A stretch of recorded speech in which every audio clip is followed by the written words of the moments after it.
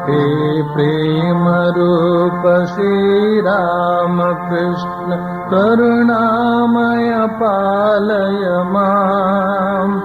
हे प्रेम रूप श्री राम कृष्ण करुणामय पालय माम्।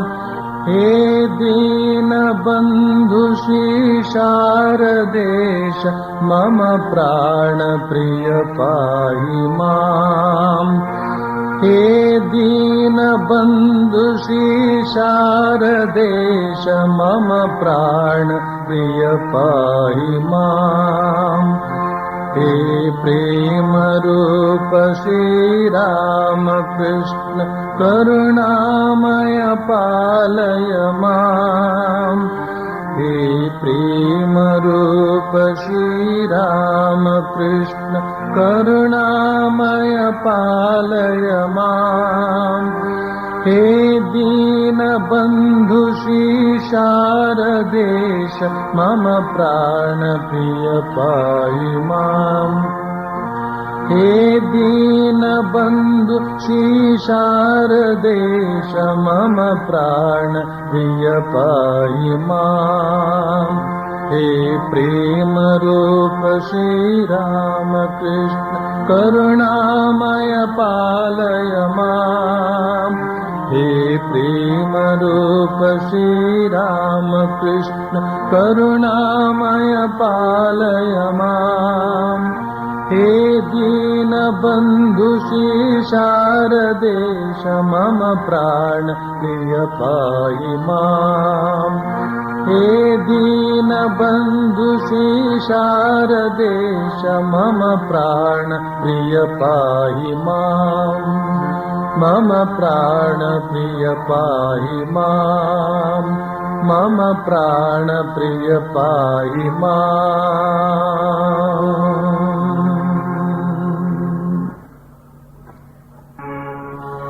संजयागलो तव की पुदुमन दक्षिणेश्वर यात्रेगे परमहंसर तीर्थवाणीय पंच अमृतद पात्रेगे संजयागलो तव की पुदुमन दक्षिणेश्वर यात्रेगे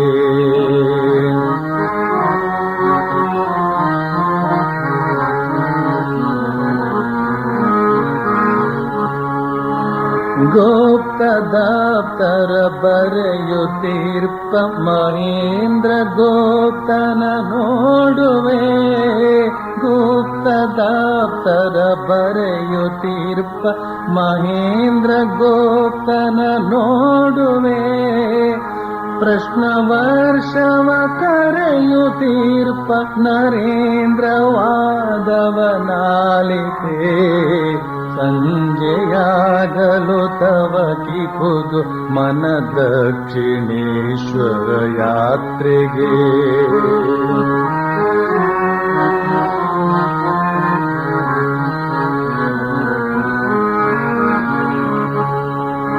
ಅತ್ತ ಕೇಶವ ಚಂದ್ರಸೇನನ ಭಕ್ತಿ ನಮನವ ಕಾಣುವೆ ಅತ್ತ ಕೇಶವ ಚಂದ್ರಸೇನನ ಭಕ್ತಿ ನಮನವ ಕಾಣುವೆ ಇತ್ತ ಮತ್ತ ಗಿರೀಶ ಘೋಷನ ಚಂದ್ರ ಚಿತ್ತದಿ ಕೈಯುವೆ ಸಂಜೆಯಾಗಲು ತವ ಕಿ ಪುದು ಮನ ದಕ್ಷಿಣೇಶ್ವರ ಯಾತ್ರೆಗೆ ಪರಮಹಂಸರ ತೀರ್ಥವಾಣಿಯ ಪಂಚ ಅಮೃತದ ಪಾತ್ರೆಗೆ ಸಂಜೆಯಾಗಲು ತವ ಕಿ ಪುದು ಮನ ದಕ್ಷಿಣೇಶ್ವರ ಯಾತ್ರೆಗೆ ಸಂಜೆಯಾಗಲು ತವ ಕಿ ಪುದು ಮನ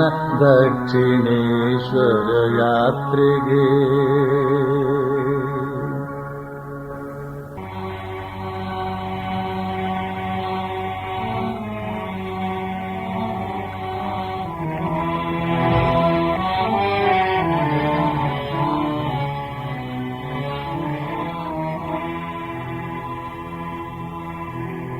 तव कथामृतम् तप्तजीवनम् कविभिरीडितम् कल्मषापहम् श्रवणमङ्गलम् श्रीमदाततम् कृष्ण भुवि गृह्णन्ति ते भूरिदा जना।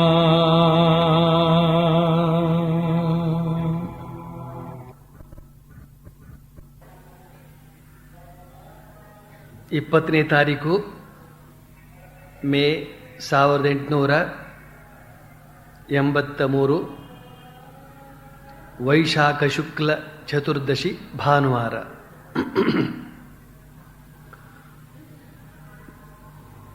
ಮಾಶಯ ಬರಿತಾನೆ, ಇಂದು ರಾಮಚಂದ್ರ ದತ್ತನ ಮನೆಯಲ್ಲಿ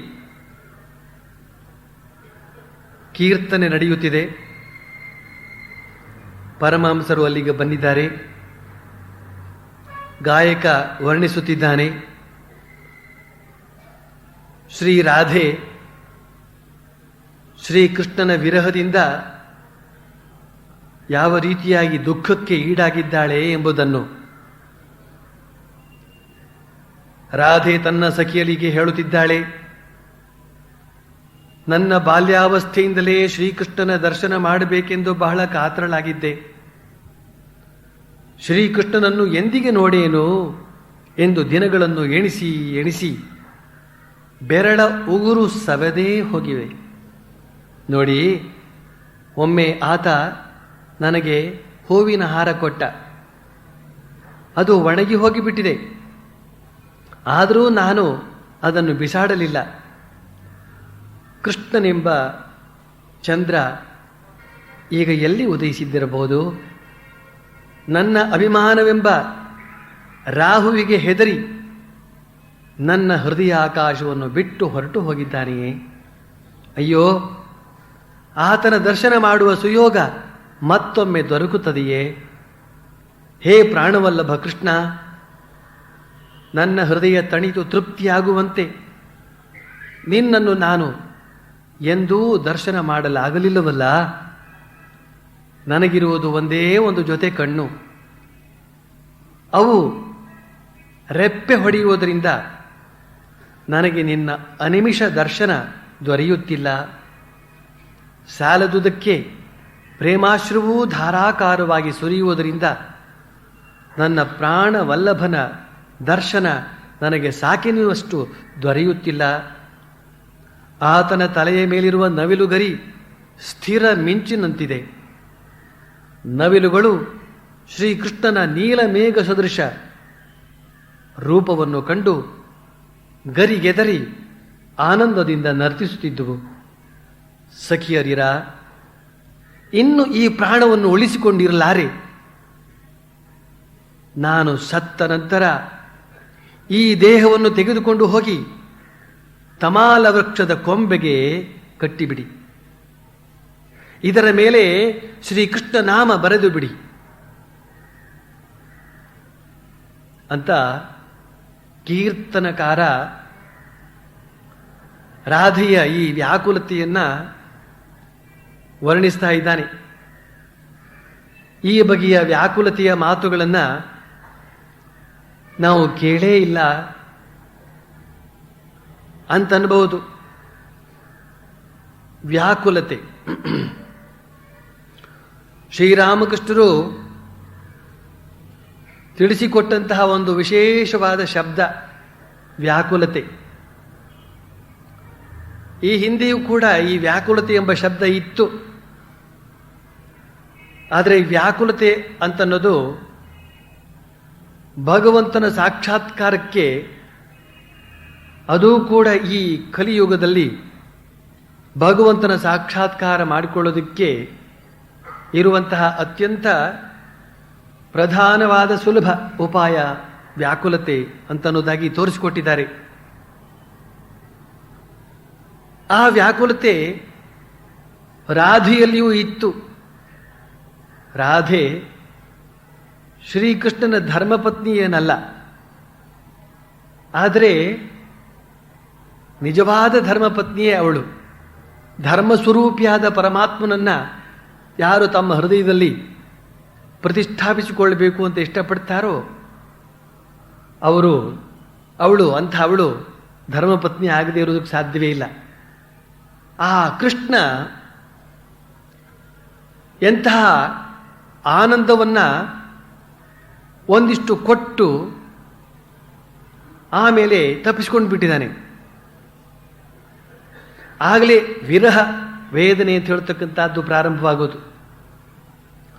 ಯಾವ ಅನುಭವವೂ ಇಲ್ಲದೇ ಇದ್ದರೆ ಅದರ ವಿಚಾರ ಪ್ರತ್ಯೇಕ. ಒಂದಿಷ್ಟು ಅನುಭವ ಮಾಡಿಸಿಕೊಟ್ಟು ಒಂದು ಹೂವಿನ ಹಾರವನ್ನು ಕೊಟ್ಟು ಹೊರಟು ಹೋಗ್ಬಿಟ್ಟ. ಆ ಹೂವಿನ ಹಾರವನ್ನು ಕೊಟ್ಟ ಮಾತನ್ನು ಹೇಳ್ತಾಳೆ ಅವಳು, ರಾಧೆ. ಆ ಹಾರ ಬಾಡಿ ಹೋದರೂ ಕೂಡ ಅದನ್ನು ಇಟ್ಕೊಂಡಿದ್ದಾಳೆ ಅವಳು. ಆ ಒಣಗಿದ ಹಾರವನ್ನು ನೋಡಿದಾಗ ಶ್ರೀಕೃಷ್ಣನ ಪರಮಾನಂದ ಅಂತ ಹೇಳ್ತಕ್ಕಂತಹದ್ದು ಸ್ಮರಣೆಗೆ ಬಂದು ಅವಳ ಆನಂದ ಹೆಚ್ಚುತ್ತದೆ. ಈ ಒಂದು ಸದ್ಭಾವವನ್ನು ಜಾಗೃತಗೊಳಿಸುವಂತಹ ಆ ಹಾರವನ್ನು ಅದೆಷ್ಟೇ ಒಣಗಿದ್ರೂ ಕೂಡ ಅವಳು ಅದನ್ನು ಬಿಡಲಾರಳು. ಹಾಗೆ ಒಂದಿಷ್ಟು ಆನಂದವನ್ನು ಕೊಟ್ಟ ಹಾಗೆ ಮಾಡಿ ಅವನು ಕಣ್ಮರೆಯಾದದ್ದು ಅವಳಲ್ಲಿ ಆ ವಿರಹ ವೇದನೆಯನ್ನು ಉಂಟು ಮಾಡಿದೆ. ಆ ವಿರಹ ವೇದನೆಯನ್ನು ಉಂಟು ಮಾಡಿದಂತಹ ಸಂದರ್ಭದಲ್ಲಿ ಅವಳ ಹೃದಯ ಆ ಪ್ರೇಮ ಸ್ವರೂಪಿಯಾದ ಕೃಷ್ಣನ ಕಡೆಗೆ ಹೇಗೆ ಹಾತೊರಿತಾ ಇದೆ. ಹೇಳ್ತಾಳೆ, ಹೇ ಪ್ರಾಣವಲ್ಲಭ ಕೃಷ್ಣ, ನನ್ನ ಹೃದಯ ತಣಿದು ತೃಪ್ತಿಯಾಗುವಂತೆ ನಿನ್ನನ್ನು ನಾನು ಎಂದೂ ದರ್ಶನ ಮಾಡಲಾಗಲಿಲ್ಲವಲ್ಲ. ತೃಪ್ತಿಯಾಗುವಷ್ಟು ನೋಡಬೇಕಂತೆ. ನನಗಿರುವುದು ಒಂದೇ ಒಂದು ಜೊತೆ ಕಣ್ಣು. ಆ ಒಂದು ಕಣ್ಣಲ್ಲಿ ನಿನ್ನ ಅನಂತ ವ್ಯಕ್ತಿತ್ವವನ್ನು ಗ್ರಹಿಸಬೇಕಾಗಿದೆ, ನೋಡಬೇಕಾಗಿದೆ ಅಂತನ್ನುವ ಸೂಚನೆಯನ್ನು ಕೊಡ್ತಾ ಇದ್ದಾಳೆ. ಈ ಒಂದು ಜೊತೆ ಕಣ್ಣು ಸಾಲದು ಅವನನ್ನು ನೋಡೋದಕ್ಕೆ ಅಂತ. ಸಾಲದಕ್ಕೆ ಆ ಕಣ್ಣುಗಳಿಗೆ ರೆಪ್ಪೆಗಳು ಬೇರೆ ಇವೆ. ಒಂದೇ ಸವನೆ ದುರುಗುಟ್ಟುಕೊಂಡು ನೋಡಿ ತೃಪ್ತಿ ಪಟ್ಕೊಳ್ಳೋಣ ಅಂತ ಹೇಳಿದರೆ ಆಗ ಏನೋ ಧೂಳು ಬಂದೋ ಅಥವಾ ಸಹಜವಾದ ಕ್ರಿಯೆ ರೆಪ್ಪೆಗಳದ್ದು ಆಗಾಗ ಮುಚ್ಚುವಂಥದ್ದು. ಹಾಗೆ ಮುಚ್ಚಿದ ಕ್ಷಣದಲ್ಲಿ ಅವನನ್ನು ಕಾಣೋದಕ್ಕೆ ಸಾಧ್ಯವಾಗುವುದಿಲ್ವಲ್ಲ. ಅವನ ಎದುರುಗಡೆ ಇದ್ರೂ ಕೂಡ ಈ ಹಾಳು ಕಣ್ಣು ರೆಪ್ಪೆಗಳ ದೆಸೆಯಿಂದಾಗಿ ಅವನನ್ನು ಕಾಣೋದಕ್ಕೆ ಸಾಧ್ಯವಾಗ್ತಾ ಇಲ್ವಲ್ಲ. ಇದೆಂಥ ಒಂದು ವ್ಯಾಕುಲತೆ. ಆಮೇಲೆ ಅಷ್ಟಕ್ಕೆ ಮುಗಿಲಿಲ್ಲ. ಹೇಳ್ತಾಳೆ, ಸಾಲದಕ್ಕೆ ಪ್ರೇಮಾಶ್ರುವು ಧಾರಾಕಾರವಾಗಿ ಸುರಿಯೋದ್ರಿಂದ ನನ್ನ ಪ್ರಾಣವಲ್ಲಭನ ದರ್ಶನ ನನಗೆ ಸಾಕೆನಿಸುವಷ್ಟು ದೊರೆಯುತ್ತಿಲ್ಲವಲ್ಲ. ಪ್ರೇಮಾಶ್ರು, ಕಣ್ಣಲ್ಲಿ ನೀರು ಬಂದ್ಬಿಡ್ತದೆ. ಶ್ರೀಕೃಷ್ಣನನ್ನು ನೋಡಿದ ತಕ್ಷಣ, ಸ್ವಲ್ಪ ಮಾತ್ರ ನೋಡಿದ ತಕ್ಷಣ ಕಣ್ಣಲ್ಲಿ ನೀರು ಬಂದ್ಬಿಡ್ತದೆ. ನೀರು ತುಂಬಿದ ಕಣ್ಣಲ್ಲಿ ಅವನನ್ನು ನೋಡೋದು ಹೇಗೆ ಮಂಜಾಗ್ಬಿಡ್ತದೆ. ಅಂಥ ಒಂದು ಮಾತನ್ನು ಹೇಳ್ತಾ ಇದ್ದಾಳೆ ಇಲ್ಲಿ. ಆಮೇಲೆ ಆ ಕೃಷ್ಣನ ವರ್ಣನೆಯನ್ನು ಮಾಡಿಕೊಂಡು ಸಂತೋಷ ಪಡ್ತಾಳೆ. ಆ ನವಿಲು ಗರಿ ಹೇಗಿದೆಯಂತೆ, ಸ್ಥಿರ ಮಿಂಚಿನಂತೆ ಇದೆಯಂತೆ. ನಾವು ಯಾರೂ ಈ ತರಹ ನೋಡೇ ಇಲ್ಲ ಯಾವತ್ತೂ. ನಾವು ಆ ನವಿಲಿನ ಬಾಲದಲ್ಲಿರುವಂತಹ ಗರಿ ಇದೆಯಲ್ಲ, ಅದನ್ನು ನೋಡಿ ಕೃಷ್ಣನಲ್ಲಿ ಅದನ್ನೇ ನೋಡ್ತಾ ಇದ್ದೇವೆ ವಿನಃ ಸ್ಥಿರ ಮಿಂಚಿನೋಪಾದಿಯಲ್ಲಿ ಅದು ಇತ್ತು ಅಂತ ನಾವು ಕಲ್ಪನೆ ಮಾಡಲೇ ಇಲ್ಲ. ನಮಗೆ ಹಾಗೆ ಕಾಣಿಸ್ಲೇ ಇಲ್ಲ. ಅದು ಸ್ಥಿರ ಮಿಂಚು ಅಂದ್ರೆ ಏನದು? ಮಿಂಚು ಝಳಪಿಸಿ ಮಾಯವಾಗಿಬಿಡ್ತು ಅಂತಂದ್ರೆ ಮರುಕ್ಷಣಕ್ಕೆ ಕತ್ತಲು, ಮೊದಲಿಗಿಂತ ಹೆಚ್ಚು ಕತ್ತಲು. ಮಿಂಚಿನ ಆ ಝಳಪನ್ನು ನಾವು ನೆನಪಿಟ್ಕೊಳ್ಬೇಕಲ್ಲದೆ ಆ ಮಿಂಚೆ ಕಾಣೋದಕ್ಕೆ ಸಿಗೋದಿಲ್ಲ. ಮಿಂಚೆ ಮಾಯವಾಗಿ ಹೋಗಿಬಿಟ್ಟಿರ್ತದೆ. ಮರುಕ್ಷಣಕ್ಕೆ ಅಲ್ಲಿ ಮೊದಲಿಗಿಂತಲೂ ಹೆಚ್ಚಿನ ಗಾಢಾಂಧಕಾರ. ಇದು ನಮ್ಮ ಸ್ಥಿತಿ ಅಥವಾ ನಾವು ಕಾಣುವಂತಹ ಮಿಂಚಿನ ಸ್ಥಿತಿ. ಆದರೆ ಆ ಪುಂಛ, ಆ ನವಿಲ ಗರಿ ಸ್ಥಿರವಾದ ಮಿಂಚು, ಆ ಮಿಂಚು ಝಳಪಿಸಿ ಹಾಗೆ ನಿಂತರೆ ಯಾವ ರೀತಿಯ ಹೊಳಪನ್ನು ಕೊಡ್ತದೋ ಅಂಥ ಹೊಳಪಂತೆ ಎಲ್ಲ ತೇಜೋಮಯ. ಶ್ರೀಕೃಷ್ಣ ಅಂತಂದರೆ ಅಲ್ಲಿ ಮೃಣ್ಮಯ ಅಲ್ಲವೇ ಅಲ್ಲ, ತೇಜೋಮಯ, ಆದ್ರಿಂದ ಅವನ ನವಿಲು ಗರಿಯು ಕೂಡ ತೇಜೋಮಯ ಅಂತನ್ನೋದನ್ನು ಅಲ್ಲಿ ಸೂಚಿಸ್ತಾ ಇದ್ದಾಳೆ ಅವಳು. ಹಾಗೆ ಹೇಳ್ಬಿಟ್ಟಿದ್ದೆ ತನ್ನ ಸ್ನೇಹಿತೆಯರನ್ನು ಕರೆದು ಹೇಳ್ತಾಳೆ, ಓ ಸಖಿಯರಿರಾ, ಇನ್ನು ಈ ಪ್ರಾಣವನ್ನು ಉಳಿಸಿಕೊಂಡಿರಲಾರೆ. ಯಾತಕ್ಕೆ? ಶ್ರೀಕೃಷ್ಣನ ದರ್ಶನವಾಗ್ತಾ ಇಲ್ಲ, ಅವನೆಷ್ಟು ಕರೆದ್ರೂ ಕೂಡ ಬರ್ತಾ ಇಲ್ಲ. ಆದ್ರಿಂದ ನಾನಿನ್ನು ಬದುಕಿರೋದಕ್ಕೆ ಸಾಧ್ಯವಿಲ್ಲ, ನಾನು ಸಾಯೋದೇ ಖಂಡಿತ. ಸತ್ತ ಮೇಲೆ ಏನು ಮಾಡಬೇಕು ಅಂತ ಅನ್ನೋದನ್ನು ಮೊದಲೇ ಹೇಳ್ತಾ ಇದ್ದಾಳೆ. ನಾನು ಸತ್ತ ನಂತರ ಈ ದೇಹವನ್ನು ಅಲ್ಲಿ ಇಲ್ಲಿ ಹಾಕಬೇಡಿ. ತಮಾಲ ವೃಕ್ಷ, ಶ್ರೀಕೃಷ್ಣ ವಾರಗಿಕೊಂಡು ತ್ರಿಭಂಗಿಯಲ್ಲಿ ನಿಂತು ಕೊಳಲನ್ನು ಊದುವಂತಹ ಮರ ಒಂದಿದೆ, ತಮಾಲ ವೃಕ್ಷ. ಆ ವೃಕ್ಷ ಕೃಷ್ಣನಿಗೆ ಬಹಳ ಇಷ್ಟ. ಕಾರಣ ಅವನ ಬಣ್ಣವೂ ಕಪ್ಪು, ಆ ಮರದ ಕಾಂಡವೂ ಕಪ್ಪು, ಆ ಕಪ್ಪಿನೊಂದಿಗೆ ಕಪ್ಪು ಸೇರಿ ಒಂದಾಗಿರೋದಕ್ಕೆ ಅವನಿಗೆ ಆಸೆಯೋ ಅಥವಾ ಆ ನೆರಳು, ಅದರ ನೆರಳು ಬಹಳ ಅಧಿಕವಂತೆ, ದಟ್ಟವಾದ ನೆರಳು. ಬೃಂದಾವನದಲ್ಲಿ ಸೆಕೆ ಬಹಳ, ಆಗ ದಟ್ಟವಾದ ನೆರಳು ಬೇಕಾಗುತ್ತೆ. ಈ ತಮಾಲ ವೃಕ್ಷ ಅಂದರೆ ಯಾವುದು ಅಂತನ್ನುವ ಪ್ರಶ್ನೆ ನಮಗೆ ಹೇಳ್ತದೆ. ನಾವು ಹಲವಾರು ಮರಗಳನ್ನೆಲ್ಲ ಕಂಡಿದ್ದೇವೆ, ಈ ತಮಾಲ ವೃಕ್ಷ ಅಂತ ಹೇಳುವ ಹೆಸರನ್ನೇ ಕೇಳಿಲ್ಲ. ಇನ್ನು ಆ ಮರವನ್ನೆಲ್ಲ ನೋಡಕ್ಕೆ ಹೋಗೋದು ಅಂತ ನಾವು ಶಬ್ದಕೋಶವನ್ನು ಹುಡುಕಿ ನೋಡಿದ್ರೆ ಅದರಲ್ಲಿ ಬರೆದಿತ್ತು ಹೊಂಗೆ ಮರ ಅಂತ. ಇದನ್ನು ನಾನು ಆ ಅರ್ಥವನ್ನು ನಿಮಗೆ ಹೇಳಬೇಕೋ ಬೇಡವೋ ಅಂತ ಯೋಚನೆ ಮಾಡ್ತಾ ಇದ್ದೆ. ಕೊನೆಗೆ ಹೇಗಾದರೂ ಸರಿಯೇ, ಕೊನೆಗೆ ಆ ಹೊಂಗೆ ಮರವನ್ನಾದರೂ, ಯಾವಾಗಲೂ ಕಣ್ಣಿಗೆ ಬೀಳ್ತಕ್ಕಂಥ ಹೊಂಗೆ ಮರವನ್ನಾದರೂ ನೋಡಿ ನಮ್ಮ ಕೃಷ್ಣ ಹೊರಗಿಕೊಂಡ ಇದ್ದಂಥ ಮರ ಇದೆ ಅಂತ ತೃಪ್ತಿ ಪಟ್ಕೊಳ್ಬಹುದಲ್ಲ. ಕಣ್ಣಿ ಯಾವಾಗಲೂ ಸಿಗ್ತಾ ಇದೆ ಈ ಹೊಂಗೆ ಮರ, ಆದ್ದರಿಂದ ಹೇಳೇ ಬಿಡೋಣ ಅಂತ ಹೇಳಿಬಿಟ್ಟೆ. ಹೊಂಗೆ ಮರ ಕೂಡ ಒಳ್ಳೆ ಮರವೇ, ಅದು ಅದರ ಎಣ್ಣೆ ಬಹಳ ಉಪಯೋಗ ಬರುತ್ತೆ. ಅಲ್ಲದೇನೆ ಅದರ ನೆರಳು ಬಹಳ ದಟ್ಟವಾದಂತಹ ನೆರಳು, ಅದರ ಹಸಿರು ಕೂಡ ಹಾಗೇನೆ ಅದ್ಭುತವಾದಂತಹ ಹಸಿರು. ಅಂತೂ ಈ ತಮಾಲ ವೃಕ್ಷದ ಕೊಂಬೆಗೆ ನನ್ನ ಶರೀರವನ್ನು ಕಟ್ಟಿಬಿಡಿ ಅಂತ ಹೇಳ್ತಾ ಇದ್ದಾಳೆ ರಾಧೆ. ಆಮೇಲೆ ಏನು ಹೇಳ್ತಾ ಇದ್ದಾಳೆ? ಅಷ್ಟಕ್ಕೆ ಅವಳ ಪ್ರೀತಿ, ಪ್ರೇಮ, ಕೃಷ್ಣ ಪ್ರೇಮ ತಣಿಯಲಿಲ್ಲ. ಆ ಶರೀರವನ್ನು ಹಾಗೆ ಬಿಡಬೇಡಿ, ಆ ಶರೀರದ ಮೇಲೆ ಶ್ರೀಕೃಷ್ಣ ಅಂತ ಬರೆದು ಬಿಡಿ. ಒಂದು ನಿಜವಾದ ಪ್ರೇಮ ಅಂತ ಹೇಳ್ತಕ್ಕಂತಹದ್ದು ಬೆಳೀತು ಅಂತ ಹೇಳಿದ್ರೆ, ನಾವು ಪ್ರೇಮಿಸಿದಂತಹ ವ್ಯಕ್ತಿಗೋಸ್ಕರ ಏನು ಮಾಡೋದಕ್ಕೆ ಸಿದ್ಧರಾಗಿರ್ತೇವೆ ಅಂತ ಗೊತ್ತಾಗತ್ತೆ. ಇದು ಒಂದು ಬಹಳ ಮುಖ್ಯವಾದಂತಹ ಅಂಶ.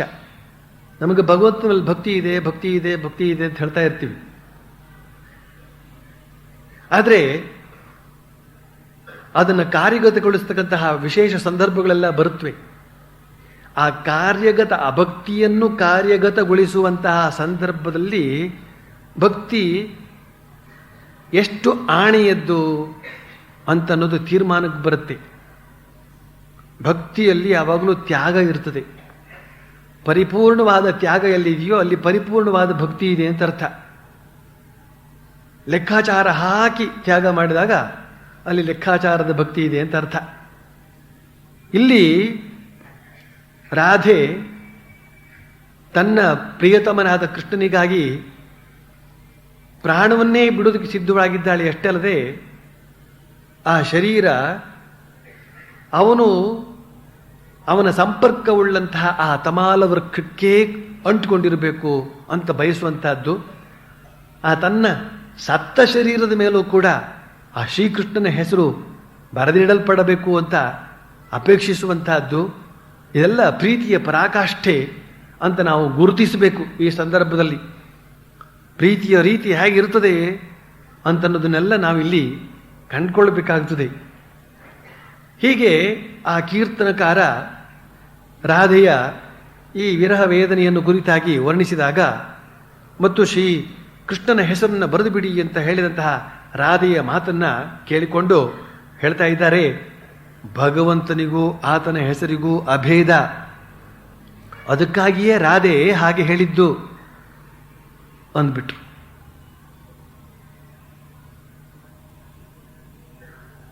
ಒಂದು ಘನವಾದ ಸತ್ಯವನ್ನ, ತತ್ವವನ್ನ ನಮ್ಮ ಮುಂದೆ ಇಡ್ತಾ ಇದ್ದಾರೆ ಶ್ರೀರಾಮಕೃಷ್ಣರು. ಇಲ್ಲಿ ಭಗವಂತನ ಹೆಸರಿಗೂ ಅವನಿಗೂ ಅಭೇದ ಅಂತ. ಅವನ ಬೇರೆ, ಅವನ ಹೆಸರು ಬೇರೆ ಅಲ್ಲ. ಆದ್ರಿಂದಲೇನೆ ನೀನ್ ಯಾಕೋ, ನಿನ್ನ ಹಂಗ್ಯಾಕೋ, ನಿನ್ನ ನಾಮದ ಬಲ ಒಂದಿದ್ದರೆ ಸಾಕೋ, ನೀನ್ಯಾಕೋ, ನಿನ್ನ ಹಂಗ್ಯಾಕೋ, ನಿನ್ನ ನಾಮದ ಬಲ ಒಂದಿದ್ದರೆ ಸಾಕೋ ಅಂತ ಪುರಂದರದಾಸರು ಹಾಡಿದ್ದು. ಆ ನಾಮ ಒಂದೇ ಎಷ್ಟೊಂದು ಕೆಲಸ ಮಾಡಿತು ಅಂತ ಅನ್ನೋದನ್ನ ಪುರಂದರದಾಸರು ಬಹಳ ಉದಾಹರಣೆಗಳನ್ನೆಲ್ಲ ಕೊಟ್ಟು ಹೇಳಿದ್ದಾರೆ. ಆದ್ರಿಂದ ಈ ನಾಮಕ್ಕೂ ನಾಮಿಗೂ, ನಾಮಕ್ಕೂ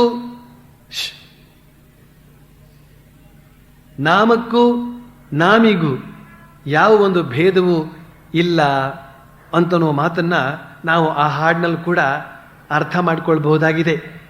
ಅದನ್ನು ಶ್ರೀ ರಾಮಕೃಷ್ಣರು ಈ ರೀತಿಯಲ್ಲಿ ಸ್ಪಷ್ಟಪಡಿಸ್ತಾ ಇದ್ದಾರೆ, ಯಾವ ಭೇದವೂ ಇಲ್ಲ ಅಂತ. ಇದನ್ನು ನಾವು ಒಂದೇ ಸಲಕ್ಕೆ ನುಂಗಿ ಬಿಡ್ತೇವೆ ಈ ಮಾತನ್ನ. ಹೌದು ಅಂತ ಶ್ರೀರಾಮಕೃಷ್ಣರು ಹೇಳಿದ್ದಲ್ವೇ, ಹೌದು. ಪುರಂದರದಾಸರು ಹೇಳಿದ್ದು ಬೇರೆ ಮಾತೇ ಇಲ್ಲ ಅಂತ. ಆದರೆ ಹೇಗದು? ಭಗವಂತನಿಗೂ ಅವನ ಹೆಸರಿಗೂ ಭೇದ ಇಲ್ಲ ಅಂತಂದ್ಮೇಲೆ ಆ ಭಗವಂತನ ಹೆಸರನ್ನು ನಾನು ಉಚ್ಚರಿಸಿದ ತಕ್ಷಣ ಅವನಲ್ಲಿ ಪ್ರತ್ಯಕ್ಷ ಆಗಬೇಕಾಗಿತ್ತಲ್ಲ. ಮುರಾರಿ ನಾಯ್ಕರೇ ಅಂತ ಕರಿತೀನಿ ನಾನೀಗ, ಅವ್ರು ಬರಬೇಕಿಲ್ಲಿ. ಸುಬ್ರಾಯರೇ ಅಂತ ಕರಿತೀನಿ ನಾನು. ಹೆಸರಿಗೂ ಅವರಿಗೂ ಭೇದ ಇಲ್ಲ. ಪುಣ್ಯಕ್ಕೆ ಇಲ್ಲಿ ಸುಬ್ರಾಯರಿಲ್ಲ, ಅದರಿಂದ ಬರಲಿಲ್ಲ ಅವರು.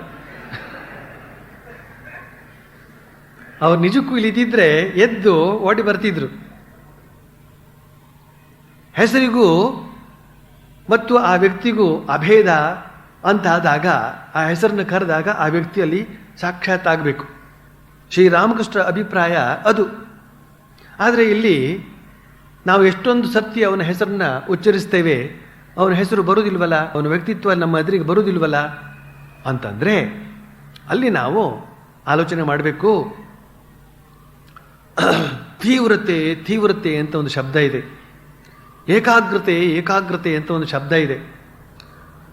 ಈ ಏಕಾಗ್ರ ಚಿತ್ತನಾಗಿ ಕರಿಬೇಕಾಗ್ತದೆ. ಆ ಕಾಣದಿರುವ ಅವ್ಯಕ್ತವಾಗಿರುವ ಚೈತನ್ಯವನ್ನ ಸಾಕ್ಷಾತ್ಕರಿಸಿಕೊಳ್ಳಬೇಕಾದ್ರೆ, ಪ್ರತ್ಯಕ್ಷೀಕರಿಸಬೇಕಾದ್ರೆ, ಮೂರ್ತಿಮತ್ತಾಗಿಸಬೇಕಾದ್ರೆ ಆ ಶಬ್ದದಲ್ಲಿ ಶಕ್ತಿಯನ್ನ ಆವಿರ್ಭವಿಸಿಕೊಳ್ಳಬೇಕಾಗ್ತದೆ ತಪಸ್ಸಿನ ಮೂಲಕ. ಇದಕ್ಕೆ ಒಂದು ಸರಿಯಾದ ಉದಾಹರಣೆ ಕೊಡಬೇಕು ಅಂತಂದ್ರೆ, ಶಸ್ತ್ರಗಳು ಅಸ್ತ್ರಗಳು ಅಂತಿವೆ. ಇದೆಲ್ಲ ಪುರಾಣ ಕಾಲದ್ದು. ಬ್ರಹ್ಮಾಸ್ತ್ರ, ವಾಯವ್ಯಾಸ್ತ್ರ, ಅಗ್ನ್ಯಾಸ್ತ್ರ ಇತ್ಯಾದಿ ಅಸ್ತ್ರಗಳೆಲ್ಲ ಇವೆ. ಅವುಗಳು ಶಸ್ತ್ರಗಳೆಲ್ಲ. ಶಸ್ತ್ರಗಳು ಅಂತಂದ್ರೆ ಲೋಹಗಳಿಂದ ತಯಾರಾದದ್ದು. ಅಸ್ತ್ರಗಳು ಅಂದರೆ ಮಂತ್ರದಿಂದ ಸಿದ್ಧಿಸಿಕೊಂಡಂಥವುಗಳು. ಪಾಶುಪತಾಸ್ತ್ರ ಇತ್ಯಾದಿ ಬಗೆ ಬಗೆಯ ಅಸ್ತ್ರಗಳ ಹೆಸರನ್ನೆಲ್ಲ ನಾವು ಕೇಳ್ತೇವೆ. ಅವರು ತಪಸ್ಸು ಮಾಡಿ ಆ ಅಸ್ತ್ರವನ್ನು ಸ್ವಾಧೀನಪಡಿಸಿಕೊಂಡಿರ್ತಾರೆ. ಒಂದು ದರ್ಭೆಯನ್ನೋ ಒಂದು ಹುಲ್ಲು ಕಣವನ್ನೋ ಕೈಯಲ್ಲಿ ಹಿಡಿದು ಅಭಿಮಂತ್ರಿಸಿದಾಗ ಆ ಅಸ್ತ್ರ ವ್ಯಕ್ತವಾಗುತ್ತದೆ. ಅದು ತನ್ನ ಕಾರ್ಯವನ್ನು ಮಾಡೋದಕ್ಕೆ ಪ್ರವೃತ್ತವಾಗಿಬಿಡ್ತದೆ. ಹೀಗೆ ಆ ಒಂದು ಮಂತ್ರವನ್ನು ಹೇಳೋದರ ಮೂಲಕ ಅಸ್ತ್ರವನ್ನೇ ಅಸ್ತಿತ್ವಕ್ಕೆ ಬರಿಸಬಹುದಂತೆ, ಜಡವಾದಂತಹ ಅಸ್ತ್ರವನ್ನೇ ಅಸ್ತಿತ್ವಕ್ಕೆ ಬರುವಂತೆ ಮಾಡಬಹುದಂತೆ, ಇನ್ನು ಚೈತನ್ಯಮಯನಾದ ಆ ಪರಮಾತ್ಮನನ್ನ ಎದುರುಗಡೆ ನಿಲ್ಲುವಂತೆ ಮಾಡೋದಕ್ಕೆ ಸಾಧ್ಯ ಇಲ್ವೇ? ಸಾಧ್ಯ ಇದೆ. ಅದನ್ನೇ ಶ್ರೀರಾಮಕೃಷ್ಣ ಹೇಳ್ತಾ ಇದ್ದಾರೆ ಅಭೇದ ಅಂತ. ಶ್ರೀರಾಮಕೃಷ್ಣರು ಕೂಡ ಸಾಧನೆಗೆ ಮೊದಲು, ಸಾಧನೆಯ ಪ್ರಾರಂಭದಲ್ಲಿ, ಸಾಧನೆಯ ಮಧ್ಯದಲ್ಲೂ ಕೂಡ ಎಷ್ಟೇ ಸರ್ತಿ ಕಾಳಿ ಕಾಳಿ ಕಾಳಿ ಅಂತ ಹೇಳಿದ್ರು ಕೂಡ ಆ ಕಾಳಿ ಗಾಳಿಪಾಲಾಗಿಯೇ ಇದ್ಲು. ಯಾವಾಗ ಅವರಲ್ಲಿ ತೀವ್ರತೆ, ಏಕಾಗ್ರತೆ ಒಂದು ಪರಿಪೂರ್ಣ ಮಟ್ಟಕ್ಕೆ ಮುಟ್ಟಿತೋ ಆಗ ಕಾಳಿ ಪ್ರತ್ಯಕ್ಷಳಾಗುತ್ತಾಳೆ. ಅದನ್ನೇ ಸಾಕ್ಷಾತ್ಕಾರ ಅಂತ ಕರೆಯೋದು. ಆಮೇಲೆ ಯಾವಾಗ ಕಾಳಿ ಅಂತ ಕರೆದ್ರೆ ಆ ತಕ್ಷಣವೇ ಅವಳು ಪ್ರತ್ಯಕ್ಷ. ಯಾಕೆ? ಸಿದ್ಧಿಸಿಕೊಂಡಂತಹ ಶಬ್ದ ಅದು. ಆ ಶಬ್ದ ಕಾಳಿ ಅಂತ ಹೇಳ್ತಕ್ಕಂಥ ಶಬ್ದಕ್ಕೂ ಆ ನಿಜವಾದ ಕಾಳಿಗೂ ಯಾವುದೇ ಬಗೆಯ ಭೇದವೂ ಅಲ್ಲಿ ಇರೋದಿಲ್ಲ. ಆ ಸ್ಥಿತಿಯವರೆಗೆ ನಮ್ಮನ್ನು ನಾವು ತಂದುಕೊಳ್ಬೇಕಾಗುತ್ತೆ. ಅಲ್ಲಿಯವರೆಗೆ ಸರ್ತಿ. ಅದಕ್ಕೋಸ್ಕರವೇ ನಮಗೆ ಉಪದೇಶ ಮಾಡಿದಂತಹ ಮಂತ್ರದಲ್ಲಿ ಆ ಶಕ್ತಿ ಇದೆ. ಅದನ್ನು ಜಪಿಸುವುದರ ಮೂಲಕ ಅದನ್ನು ಸಿದ್ಧಿಸಿಕೊಳ್ಳಬೇಕಾಗುತ್ತದೆ ಅಂತನ್ನೋದೇ ನಮ್ಮ ಗುರುಗಳು ನಮಗೆ ಮಾಡಿದಂಥ ಉಪದೇಶ. ಆಮೇಲೆ ಇನ್ನೊಂದು ಬಹಳ ಮುಖ್ಯವಾದಂಥ ಅಂಶ ಇದೆ. ಯಾವಾಗ ಶ್ರೀರಾಮಕೃಷ್ಣರೇ ಆಗ್ಬೋದು, ಪುರಂದರದಾಸರೇ ಆಗ್ಬೋದು, ಇನ್ಯಾವ ಅವತಾರ ಪುರುಷರೇ ಆಗ್ಬೋದು, ಸಾಧು ಸಂತರೇ ಆಗಿರ್ಬೋದು, ಈ ಕುರಿತಾಗಿ ನಾಮಕ್ಕೂ ನಾಮಿಗೂ ಅಭೇದ ಅಂತನೋ ವಾಕ್ಯವನ್ನು ಹೇಳಿದಾಗ ಅದು ಎಷ್ಟರ ಮಟ್ಟಿಗೆ ಸತ್ಯ ಅಂತ ಹೇಳಿದರೆ,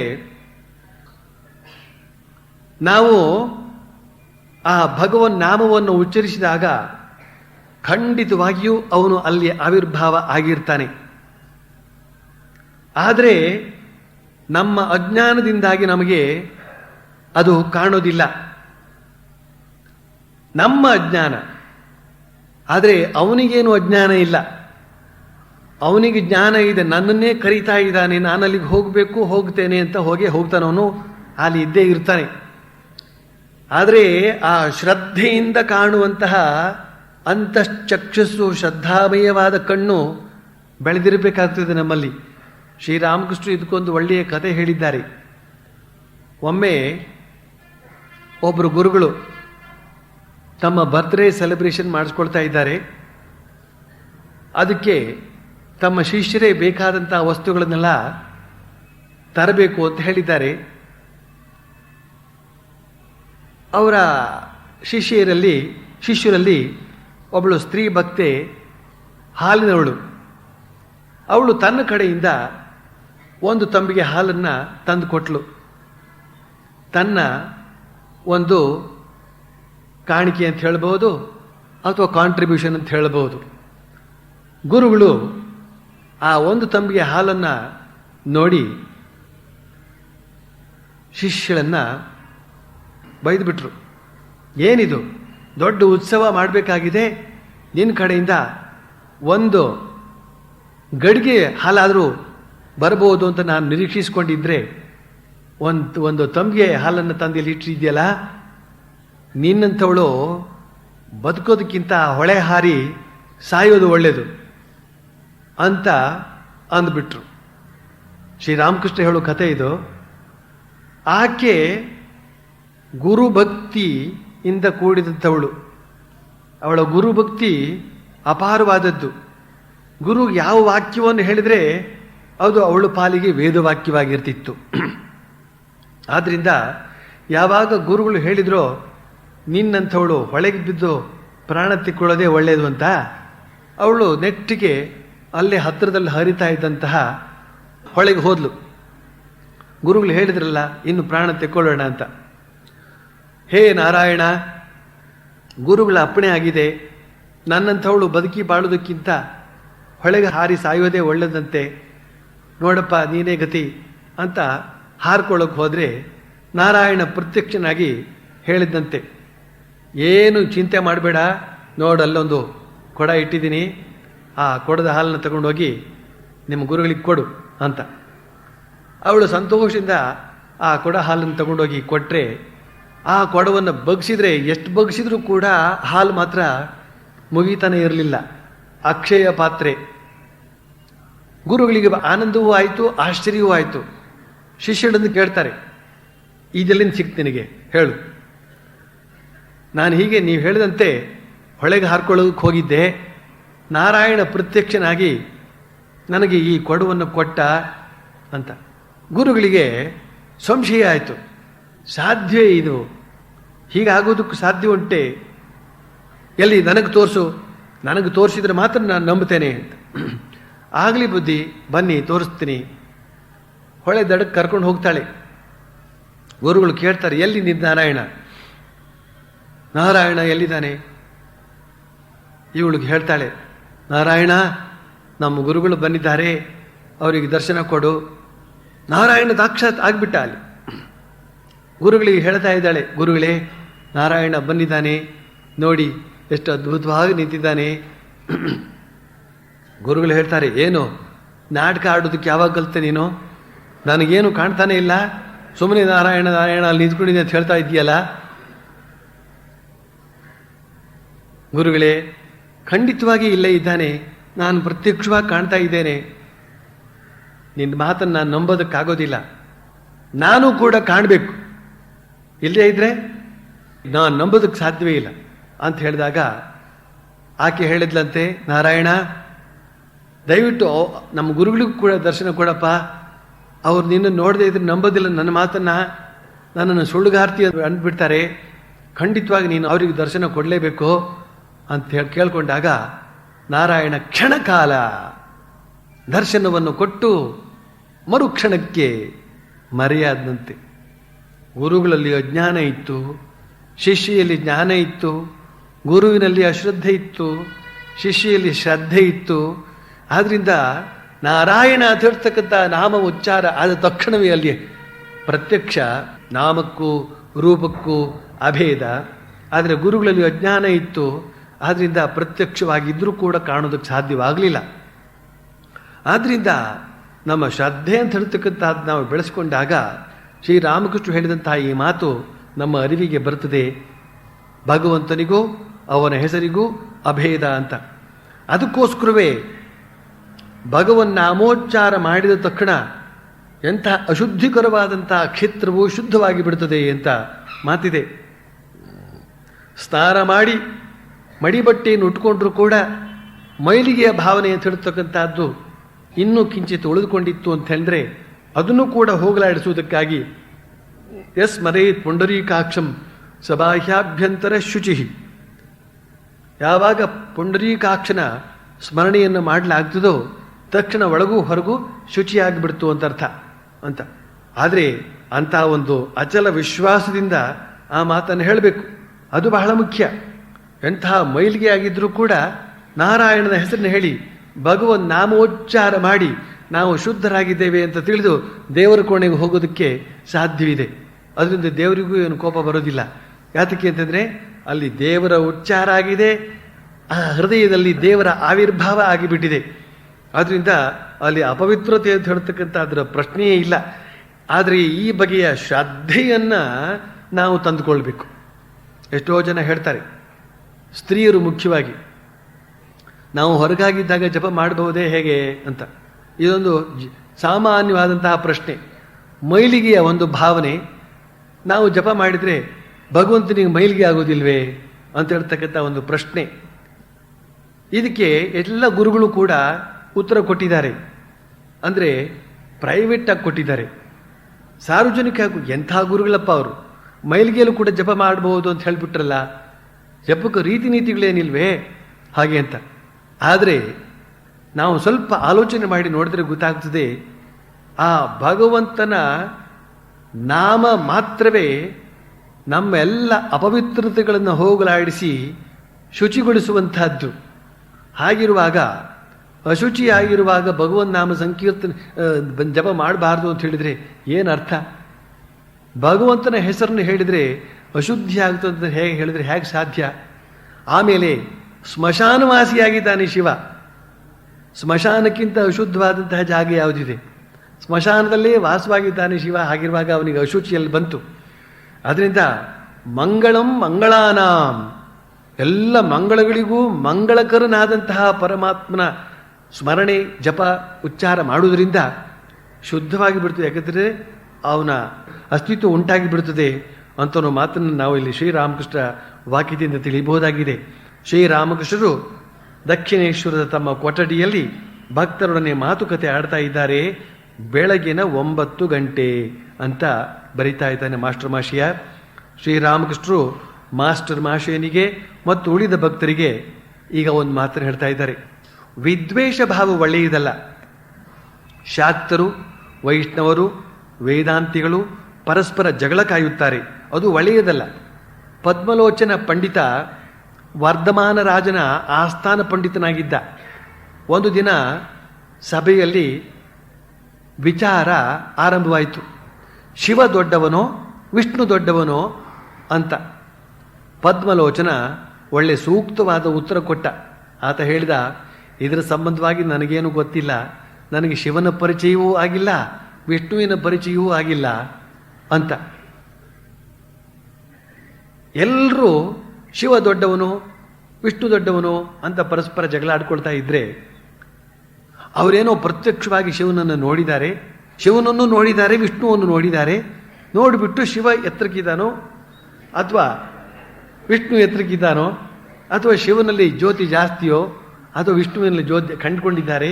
ಕಂಡು ಹಾಗೆ ಒಂದು ತಾರತಮ್ಯ ಜ್ಞಾನದಿಂದ ಹೇಳ್ತಾ ಇದ್ದಾರೆ ಇವನು ದೊಡ್ಡವನು ಅಂತ ಅನ್ನೋ ಹಾಗಿರ್ತದೆ ಅವ್ರ ಮಾತು ನೋಡಿದರೆ. ಅದಕ್ಕೋಸ್ಕರ ನಿಮ್ಮ ಅವಸ್ಥೆ ಇಂಥದ್ದು ಅಂತ ತೋರಿಸೋದಕ್ಕೋಸ್ಕರ ಪದ್ಮಲೋಚ ಅದನ್ನು ಹೇಳ್ತಾ ಇದ್ದಾನೆ. ನಾನಂತೂ ಕಂಡಿಲ್ಲ, ಅವನ ಕುರಿತಾಗಿ ಹೇಗೆ ಹೇಳೋದು ಅಂತ. ಹಾಗಾದ್ರೆ ಅವರು ಕೂಡ ಕಂಡಿಲ್ಲ ಅಂತ ಹೇಳ್ತಕ್ಕಂಥ ಮಾತು ಅವರಿಗೆ ಗೊತ್ತಾಗ್ತದಲ್ಲ. ಇಂಥ ಅದ್ಭುತವಾದ ಉತ್ತರವನ್ನು ಕೊಟ್ಟ ಅಂತ ಹೇಳೋದ್ರ ಮೂಲಕ ಏನನ್ನು ಹೇಳ್ತಾ ಇದ್ದಾರೆ? ಪ್ರತ್ಯಕ್ಷವ ಕಂಡಲ್ಲದೆ ಏನು ಹೇಳೋಕ್ಕೆ ಸಾಧ್ಯವಿಲ್ಲ. ಕಂಡಾಗ ಏನು ಗೊತ್ತಾಗ್ತದೆ? ಯಾರೂ ದೊಡ್ಡವರಲ್ಲ, ಯಾರೂ ಚಿಕ್ಕವರಲ್ಲ, ಅವನೇ ಇವನು, ಇವನೇ ಅವನು ಅಂತ ಗೊತ್ತಾಗ್ತದೆ. ಕಂಡಾಗ ಜಗಳದ ಮಾತು ಬರೋದೇ ಇಲ್ಲ ಅಲ್ಲಿ. ಈಗ ಶ್ರೀರಾಮಕೃಷ್ಣರು ಮಾತು ಮುಂದುವರಿಸ್ತಾ ಹೇಳ್ತಾ ಇದ್ದಾರೆ, ವ್ಯಾಕುಲತೆ ಇತ್ತು ಎಂದರೆ ಎಲ್ಲ ಮಾರ್ಗದಿಂದಲೂ ಭಗವಂತನ ಸಾಕ್ಷಾತ್ಕಾರ ಪಡೆಯಬಹುದು. ಶೈವ ಮಾರ್ಗ, ವೈಷ್ಣವ ಮಾರ್ಗ, ಶಾಕ್ತ ಮಾರ್ಗ, ಕ್ರೈಸ್ತ ಮಾರ್ಗ ಅಂತನ್ನುವ ಭೇದ ಬುದ್ಧಿ ಏನು ಬೇಕಿಲ್ಲ. ಪ್ರತಿಯೊಂದು ಮಾರ್ಗವೂ ಕೂಡ ಆ ಒಬ್ಬ ಭಗವಂತನ ಕಡೆಗೆ ನಮ್ಮನ್ನು ಕೊಂಡೊಯ್ಯುತ್ತದೆ. ಆದರೆ ವ್ಯಾಕುಲತೆ ಇರಬೇಕು ಅಂತನೋ ವಾಕ್ಯವನ್ನು ಹಾಕಿ ಬಳಿಕ ಹೇಳ್ತಾರೆ, ಆದರೆ ನಿಷ್ಠೆ ಬೇಕು. ವ್ಯಾಕುಲತೆ ಇತ್ತು ಎಂದರೆ ಎಲ್ಲ ಮಾರ್ಗದಿಂದಲೂ ಭಗವಂತನ ಸಾಕ್ಷಾತ್ಕಾರ ಪಡೆಯಬಹುದು, ಆದರೆ ನಿಷ್ಠೆ ಬೇಕು. ನಿಷ್ಠಾಭಕ್ತಿಯ ಇನ್ನೊಂದು ಹೆಸರು ಅವ್ಯಭಿಚಾರ ಭಕ್ತಿ. ಇದು ಅಂದರೆ ಈ ಅವ್ಯಭಿಚಾರ ಭಕ್ತಿ ಅಂದರೆ ಒಂದೇ ಕಾಂಡವಿರುವ ಮರ ನೇರವಾಗಿ ಮೇಲಕ್ಕೆ ಬೆಳೆದು ಹೋದ ಹಾಗೆ. ವ್ಯಭಿಚಾರ ಭಕ್ತಿ ಬುಡದಿಂದಲೇ 4-5 ಕವಲಿರುವ ಮರದ ಹಾಗೆ. ಗೋಪಿಯರ ನಿಷ್ಠೆ ಅಂಥದ್ದು. ಅವರು ಹಳದಿ ಹೂವಿನ ಮಾಲೆ ಹಾಕಿಕೊಂಡಿದ್ದ, ಪೀತಾಂಬರಧಾರಿಯಾಗಿದ್ದ, ನವಿಲುಗರಿಯ ಕಿರೀಟ ಇಟ್ಟುಕೊಂಡಿದ್ದಂತಹ ಗೋವಳ ಕೃಷ್ಣನನ್ನು ಹೊರತು ಬೇರೆ ಯಾರನ್ನು ಕಣ್ಣೆತ್ತಿಯೂ ನೋಡುತ್ತಿರಲಿಲ್ಲ. ಮಥುರೆಯಲ್ಲಿ ರಾಜವೇಷಭೂಷಣನಾಗಿದ್ದಂತಹ, ತಲೆಗೆ ರುಮಾಲು ಸುತ್ತಿದ್ದಂತಹ ಕೃಷ್ಣನನ್ನು ಕಂಡೊಡನೆಯೇ ಗೋಪಿಯರು ತಮ್ಮ ಮುಖಕ್ಕೆ ಸೆರಗು ಎಳೆದುಕೊಂಡರು.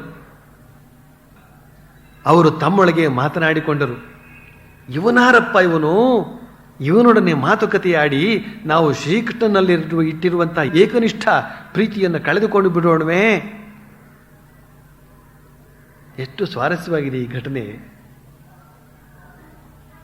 ಒಬ್ಬ ಕೃಷ್ಣ ಈ ಬೃಂದಾವನದಲ್ಲಿ ಪಿಳ್ಳಂಗೋವಿ ಕೃಷ್ಣನಾಗಿ ಕಾಣಿಸಿಕೊಂಡಿದ್ದಾನೆ. ಸಾಮಾನ್ಯವಾದ ಉಡುಗೆ ತೊಡಿಗೆ, ನವಿಲುಗರಿ ಇತ್ಯಾದಿ. ಅದೇ ಕೃಷ್ಣ ದ್ವಾರಕೆಗೆ ಹೋಗಿದ್ದಾಗ ರಾಜಕುಮಾರನಂತೆ ವೇಷಭೂಷಣ ಮಾಡಿಕೊಂಡು ಹೊರಗಡೆ ಬಂದರೆ ಈ ಗೋಪಿಕಾ ಸ್ತ್ರೀಯರನ್ನು ನೋಡೋದಕ್ಕೆ ಗೋಪಿಕಾ ಸ್ತ್ರೀಯರು ಏನು ಮಾಡಿದ್ರಂತೆ? ಮುಖಕ್ಕೆ ಸೆರಗು ಮುಚ್ಕೊಂಡಂತೆ, ಪರಪುರುಷನನ್ನು ನೋಡದೆ ಅಂತ. ಒಬ್ಬ ಕೃಷ್ಣನನ್ನೇ ಪರಪುರುಷ ಅಂತ ಭಾವಿಸ್ತಾರೆ. ವೇಷದಲ್ಲಿ ವ್ಯತ್ಯಾಸವಾದ ತಕ್ಷಣ ಪರಪುರುಷ ಆಗ್ಬಿಟ್ಟ. ಅಂದ್ರೆ ಆ ಏಕನಿಷ್ಠೆಯ ಪರಾಕಾಷ್ಠೆ ಇದು. ಶ್ರೀರಾಮಕೃಷ್ಣರು ಈ ಉದಾಹರಣೆಯನ್ನು ಮತ್ತೆ ಮತ್ತೆ ಕೊಟ್ಟು ಆ ಅವ್ಯಭಿಚಾರಿಣಿ ಭಕ್ತಿಯನ್ನು ಕುರಿತಾಗಿ ವಿವರಿಸ್ತಾ ಇರ್ತಾರೆ. ಶ್ರೀರಾಮಕೃಷ್ಣರು ಈ ಬಗೆಯ ಅವ್ಯಭಿಚಾರಿಣಿ ಭಕ್ತಿಯನ್ನು ಬಹಳಷ್ಟು ಹೇಳುವ ಪ್ರಯತ್ನ ಮಾಡ್ತಾ ಇದ್ದಾರೆ. ಭಗವದ್ಗೀತೆಯಲ್ಲೂ ಕೂಡ ಅವ್ಯಭಿಚಾರಿಣಿ ಭಕ್ತಿ ಅಂತ ಹೇಳಿ ಆ ಶಬ್ದ ಬರ್ತದಲ್ಲಿ. ಪ್ರಹ್ಲಾದ ಕೂಡ ಆ ಶಬ್ದವನ್ನು ಉಪಯೋಗಿಸ್ತಾನೆ. ವ್ಯಭಿಚಾರಿಣಿ ಅಂತ ಹೇಳಿದ್ರೆ ಯಾರು ಅಂತನ್ನುವ ಕಲ್ಪನೆ ಮಾಡಿಕೊಂಡ್ರೆ ಅವ್ಯಭಿಚಾರಿಣಿ ಭಕ್ತಿ ಅಂತ ಹೇಳಿದ್ರೆ ಏನು ಅಂತ ಅನ್ನೋದರ ಭಾವನೆ ಬರ್ತದೆ. ವ್ಯಭಿಚಾರಿಣಿ ಅಂತಂದ್ರೆ ಹಲವು ಗಂಡಸರ ಜೊತೆಯಲ್ಲಿ ಹೋಗ್ತಕ್ಕಂಥವಳು. ಪತಿವ್ರತೆ ಅಂತ ಹೇಳಿದ್ರೆ ಒಬ್ಬನೇ ಪುರುಷ. ಅದನ್ನೇ ಶ್ರೀರಾಮಕೃಷ್ಣರು ಉದಾಹರಣೆ ಕೊಟ್ಟು ಹೇಳ್ತಾರೆ. ಮುಂದಿನ ಪ್ಯಾರಾಗ್ರಾಫ್ನಲ್ಲಿ ಹೇಳ್ತಾರೆ, ಸತಿಯು ಪತಿಯ ಮೇಲಿಟ್ಟಿರುವ ಪ್ರೀತಿ ನಿಷ್ಠಾಭಕ್ತಿಯ ನಿದರ್ಶನ. ಆಕೆ ತನ್ನ ಮೈದಂದಿರ ಊಟೋಪಚಾರ ಮೊದಲಾದವುಗಳ ಕಡೆಗೂ ಗಮನ ಕೊಡ್ತಾಳೆ.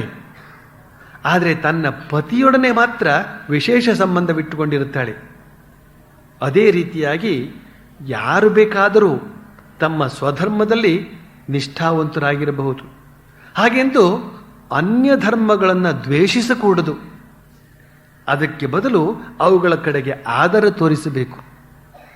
ಎಷ್ಟು ಸ್ವಾರಸ್ಯಕರವಾದ ಉದಾಹರಣೆಯ ಮೂಲಕ ಈ ಜಗತ್ತಿನಲ್ಲಿ ಕಂಡುಬರುವಂತಹ ಪ್ರಧಾನವಾದ ಒಂದು ಸಮಸ್ಯೆಯನ್ನು ಬಗೆಹರಿಸಿದರು ಶ್ರೀರಾಮಕೃಷ್ಣರು ಅಂತ ಅನ್ನೋದನ್ನು ನಾವು ಗಮನಿಸಬೇಕು.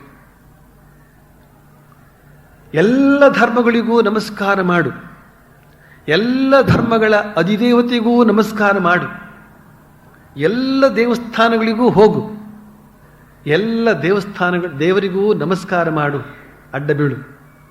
ಆದರೆ ನಿನ್ನೆದೆಯ ಪ್ರೀತಿಯನ್ನು ಮಾತ್ರ ನಿನ್ನ ಇಷ್ಟ ದೇವತೆಗೂ ಕೊಡು. ಗಂಡನಿಗೆ 4-6 ಜನ ಅಣ್ಣ ತಮ್ಮಂದರು, ತಂದೆ ತಾಯಿ. ಹೆಂಡತಿಯಾದವಳು ಆ ಗಂಡನ ಅಣ್ಣ ತಮ್ಮಂದರಿಗೆಲ್ಲರಿಗೂ ಕಾಲು ತೊಳೆಯೋದಕ್ಕೆ ನೀರು ಕೊಡಬೇಕು, ಊಟ ಬಡಿಸ್ಬೇಕು, ಉಪಚಾರ ಮಾಡಬೇಕು, ಅತ್ತೆ ಮಾವಂದ್ರನ್ನು ನೋಡ್ಕೊಳ್ಬೇಕು. ಆದರೆ ತನ್ನ ಗಂಡನೊಂದಿಗೆ ಯಾವ ವ್ಯವಹಾರ ಇಟ್ಟುಕೊಂಡಿರ್ತಾಳೋ, ವಿಶೇಷ ವ್ಯವಹಾರ, ಅದನ್ನು ಅವರೊಂದಿಗೆ ಇಟ್ಕೊಳ್ಳುವಂತಿಲ್ಲ ಅಂತನ್ನುವ ಉದಾಹರಣೆಯನ್ನು ಎತ್ತಿಟ್ಟು ನಮಗೆ ಏಕನಿಷ್ಠೆಯ ಪರಿಚಯವನ್ನು ಮಾಡಿಕೊಡ್ತಾ ಇದ್ದಾರೆ ಶ್ರೀರಾಮಕೃಷ್ಣರು. ಈಗ ಶ್ರೀರಾಮಕೃಷ್ಣರು ಗಂಗಾ ಸ್ನಾನ ಮಾಡಿ ಕಾಳಿ ದೇವಾಲಯಕ್ಕೆ ಬಂದಿದ್ದಾರೆ. ಅರ್ಚಕನ ಆಸನದ ಮೇಲೆ ಕುಳಿತು ಭಗವತಿಯ ಪಾದಗಳಿಗೆ ಹೂವನ್ನು ಅರ್ಪಿಸಿದರು. ಆಗಾಗ ತಮ್ಮ ತಲೆಯ ಮೇಲೂ ಹೂವು ಇಟ್ಟುಕೊಳ್ಳುತ್ತಾ ಧ್ಯಾನಮಗ್ನರಾಗಿದ್ದಾರೆ. ಆಗಾಗ ತಮ್ಮ ತಲೆಯ ಮೇಲೂ ಹೂವನ್ನು ಇಟ್ಟುಕೊಂಡು ಧ್ಯಾನಮಗ್ನರಾಗಿದ್ದಾರೆ. ಪ್ರೇಮಾಭಕ್ತಿಯಲ್ಲಿ ಇಷ್ಟ ದೇವತೆ ತನ್ನಲ್ಲಿಯೇ ಆವಿರ್ಭಾವಗೊಂಡಿರತಕ್ಕಂಥ ಅನುಭವವಾಗಿ ಆ ಹೂವನ್ನು ತನ್ನ ಮೇಲೆ ಇಟ್ಕೊಂಡಿರ್ತಾನವನು. ಬಹಳ ಹೊತ್ತಾದ ಮೇಲೆ ಮೇಲಕ್ಕೆ ಎದ್ದರು ಅಂತ ಮಾಸ್ಟರ್ ಮಾಷಿಯೇ ಬರೀತಾನೆ. ಈಗ ಭಾವದಿಂದ ತುಂಬಿ ತುಳುಕಾಡುತ್ತಾ ಭಗವತಿಯ ನಾಮೋಚ್ಚಾರಣೆ ಮಾಡುತ್ತಾ ನರ್ತಿಸುತ್ತಿದ್ದಾರೆ. ಮತ್ತೆ ಮತ್ತೆ ಹೇಳುತ್ತಿದ್ದಾರೆ, ಹೇ ಭಗವತಿ, ಹೇ ವಿಪನ್ನಾಶಿನಿ, ಹೇ ದುಃಖ ದುರಿತ ನಿವಾರಿಣಿ. ದೇಹಧಾರಣೆ ಮಾಡಿದ್ದೇ ಆದರೆ ವಿಪತ್ತು ದುಃಖ ಇವುಗಳಿಂದ ತಪ್ಪಿಸಿಕೊಳ್ಳಲಾಗುವುದಿಲ್ಲ. ಬಹುಶಃ ಅವುಗಳಿಂದ ಪಾರಾಗಲು ಭಗವತಿಯನ್ನು ವಿಪನ್ನಾಶಿನಿ ಎಂಬ ಮಹಾಮಂತ್ರದಿಂದ ಸಂಬೋಧಿಸಿ ಆಕೆಯನ್ನು ವ್ಯಾಕುಲತೆಯಿಂದ ಕರೆಯಬೇಕು ಎಂಬುದಾಗಿ ಸೂಚಿಸುತ್ತಿದ್ದಾರೇನು ಅಂತ ಮಾಸ್ಟರ್ ಮಾಷಿಯ ಇದನ್ನು ಬರೀತಾನೆ. ಮೊದಲೇನು ಬರೀತಾನೆ? ಶ್ರೀರಾಮಕೃಷ್ಣರು ಹೇ ಭಗವತಿ ವಿಪನ್ನಾಶಿನಿ, ಹೇ ದುಃಖ ನಿವಾರಿಣಿ ಅಂತ ಹೇಳಿ ನರ್ತನ ಮಾಡಿದ್ರು ಅಂತ ತಿಳಿಸಿದ್ದಲ್ಲದೆ ತನ್ನ ಮಾತನ್ನ ಈಗ ಹೇಳ್ತಾನೆ. ದೇಹಧಾರಣೆ ಮಾಡಿದ್ದೇ ಆದರೆ ವಿಪತ್ತು ದುಃಖ ಇವುಗಳಿಂದ ತಪ್ಪಿಸಿಕೊಳ್ಳೋಕ್ಕಾಗುವುದಿಲ್ಲ. ಬಹುಶಃ ಅವುಗಳಿಂದ ಪಾರಾಗೋದಕ್ಕೆ ಭಗವತಿಯನ್ನ ವಿಪನ್ನಾಶಿನಿ ಎಂಬ ಮಹಾಮಂತ್ರದಿಂದ ಸಂಬೋಧಿಸಿ ಆಕೆಯನ್ನು ವ್ಯಾಕುಲತೆಯಿಂದ ಕರೆಯಬೇಕು. ಸ್ವಯಂ ಮಾಸ್ಟರ್ ಮಹಾಶಯ ಕೂಡ ಎಂತೆಂಥ ಕಷ್ಟ ಪರಂಪರೆಗಳಿಗೆಲ್ಲ ಸಿಕ್ಕಿದ್ದ ಅಂತ ಅನ್ನೋದನ್ನ ಅವನ ಜೀವನ ಅಧ್ಯಯನದಿಂದ ನಾವು ತಿಳಿದುಕೊಳ್ಳಬಹುದಾಗುತ್ತೆ. ಸ್ವಯಂ ಶ್ರೀರಾಮಕೃಷ್ಣರೇ ಅವನನ್ನ ಎಲ್ಲ ಕಷ್ಟಗಳಿಂದ ಪಾರು ಮಾಡ್ತಾರೆ. ಆದ್ರಿಂದ ಇಲ್ಲಿ ಶ್ರೀರಾಮಕೃಷ್ಣ ವಿಪನ್ನಾಶಿನಿ, ದುಃಖ ದುರಿತ ನಿವಾರಿಣಿ ಅಂತ ಸ್ತುತಿ ಮಾಡಿ ಪ್ರಾರ್ಥನೆ ಮಾಡಿಕೊಂಡಿದ್ದಕ್ಕೆ ಆ ಶಬ್ದಗಳ ಮೂಲಕ ಮನುಷ್ಯರ ಕಷ್ಟವನ್ನು ಈ ರೀತಿಯಲ್ಲಿ ಪರಿಹರಿಸಬೇಕಾದವಳು ನೀನೇ ಅನ್ನೋದನ್ನು ಸೂಚಿಸ್ತಾ ಇದ್ದಾರೇನು ಅಂತ ಅವನು ನಮಗೆ ಸೂಚಿಸ್ತಾ ಇದ್ದಾನೆ. ನಿಜಕ್ಕೂ ಕೂಡ ಭಗವತಿಯನ್ನು ನಾವು ಭಗವತಿ ಅಂತಂದ್ರೆ ನಮ್ಮ ಅಮ್ಮನನ್ನು ನಾವು ನಮ್ಮೆಲ್ಲರ ಕಷ್ಟ ನಿವಾರಣೆಗೆ ಕರೆದುಕೊಳ್ಬೇಕಾಗ್ತದೆ. ಅವಳಲ್ಲದೆ ನಮ್ಮ ಕಷ್ಟವನ್ನು ಪರಿಹರಿಸುವವರು ಇನ್ನಾರೋ. ಯಾವ ಮನುಷ್ಯರು ಕೂಡ ಕೆಲವಾರು ಕಷ್ಟಗಳಿಂದ ನಮ್ಮನ್ನು ಪಾರು ಮಾಡಬಹುದು ಅಷ್ಟೆ. ಇನ್ನು ಕೆಲವು ಕಷ್ಟಗಳು ಬರುತ್ತವೆ. ಅವುಗಳನ್ನು ಹೋಗಲಾಡಿಸುವುದಕ್ಕೆ ದೈವೀ ಶಕ್ತಿ ಅಲ್ಲದೆ ಮಾನುಷ ಶಕ್ತಿಯಿಂದ ಸಾಧ್ಯವೇ ಇಲ್ಲ. ಅದಕ್ಕೋಸ್ಕರವೇ ಬಗೆ ಬಗೆಯಿಂದ ಆ ಭಗವತಿಯನ್ನ ಸ್ತುತಿ ಮಾಡಲಾಗ್ತದೆ. ನಮೋ ಗೌರಿ ನಾರಾಯಣಿ ಶ್ರೀ ದುರ್ಗಾ ಮಾಯಿ ಹೇಳಿ. ನಮೋ ಗೌರಿ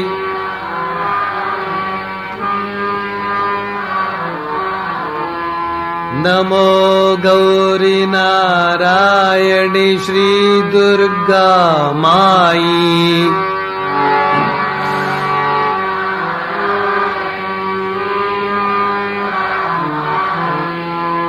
ನಮೋ ಗೌರಿ ನಾರಾಯಣಿ ಶ್ರೀ ದುರ್ಗಾ ಮಾಯಿ.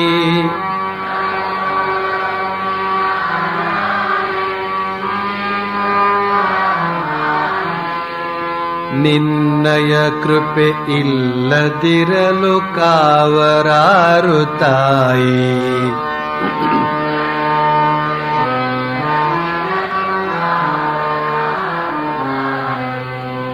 ನಿನ್ನಯ ಕೃಪೆ ಇಲ್ಲದಿರಲು ಕಾವರಾರು ತಾಯಿ.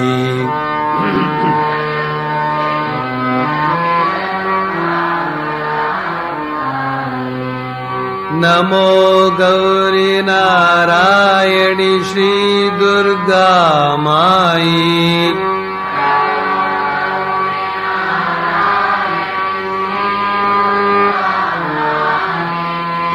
ನಮೋ ಗೌರಿ ನಾರಾಯಣಿ ಶ್ರೀ ದುರ್ಗಾ ಮಾಯಿ.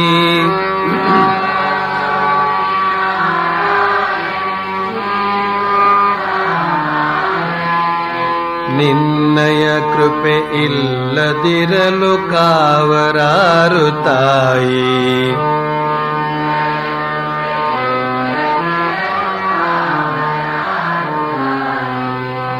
ನಿನ್ನಯ ಕೃಪೆ ಇಲ್ಲದಿರಲು ಕಾವರಾರು ತಾಯಿ.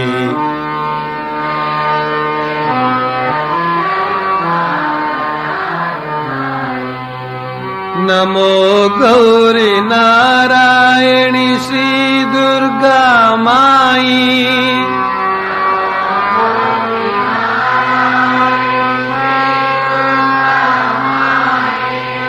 ನಮೋ ಗೌರಿ ನಾರಾಯಣಿ ಶ್ರೀ ದುರ್ಗಾ ಮಾಯಿ.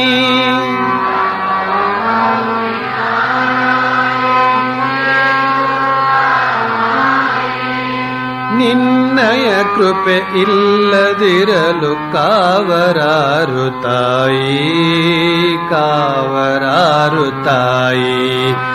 ನಿನ್ನಯ ಕೃಪೆ ಇಲ್ಲದಿರಲು ಕಾವರಾರು ತಾಯಿ. ಕಾವರಾರು ತಾಯಿ. ನಿನ್ನಯ ಕೃಪೆ ಇಲ್ಲದಿರಲು ಕಾವರಾರು ತಾಯಿ. ಕಾವರಾರು ತಾಯಿ.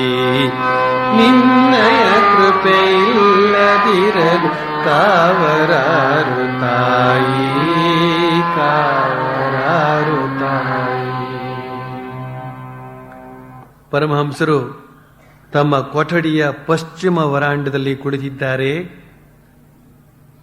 ರಾಖಾಲ್, ಮಾಸ್ಟರ್ ಮಹಾಶಯ, ನಕುರ ವೈಷ್ಣವ ಹಾಗೂ ಮತ್ತಿತರ ಭಕ್ತರು ಅವರೊಂದಿಗೆ ಇದ್ದಾರೆ.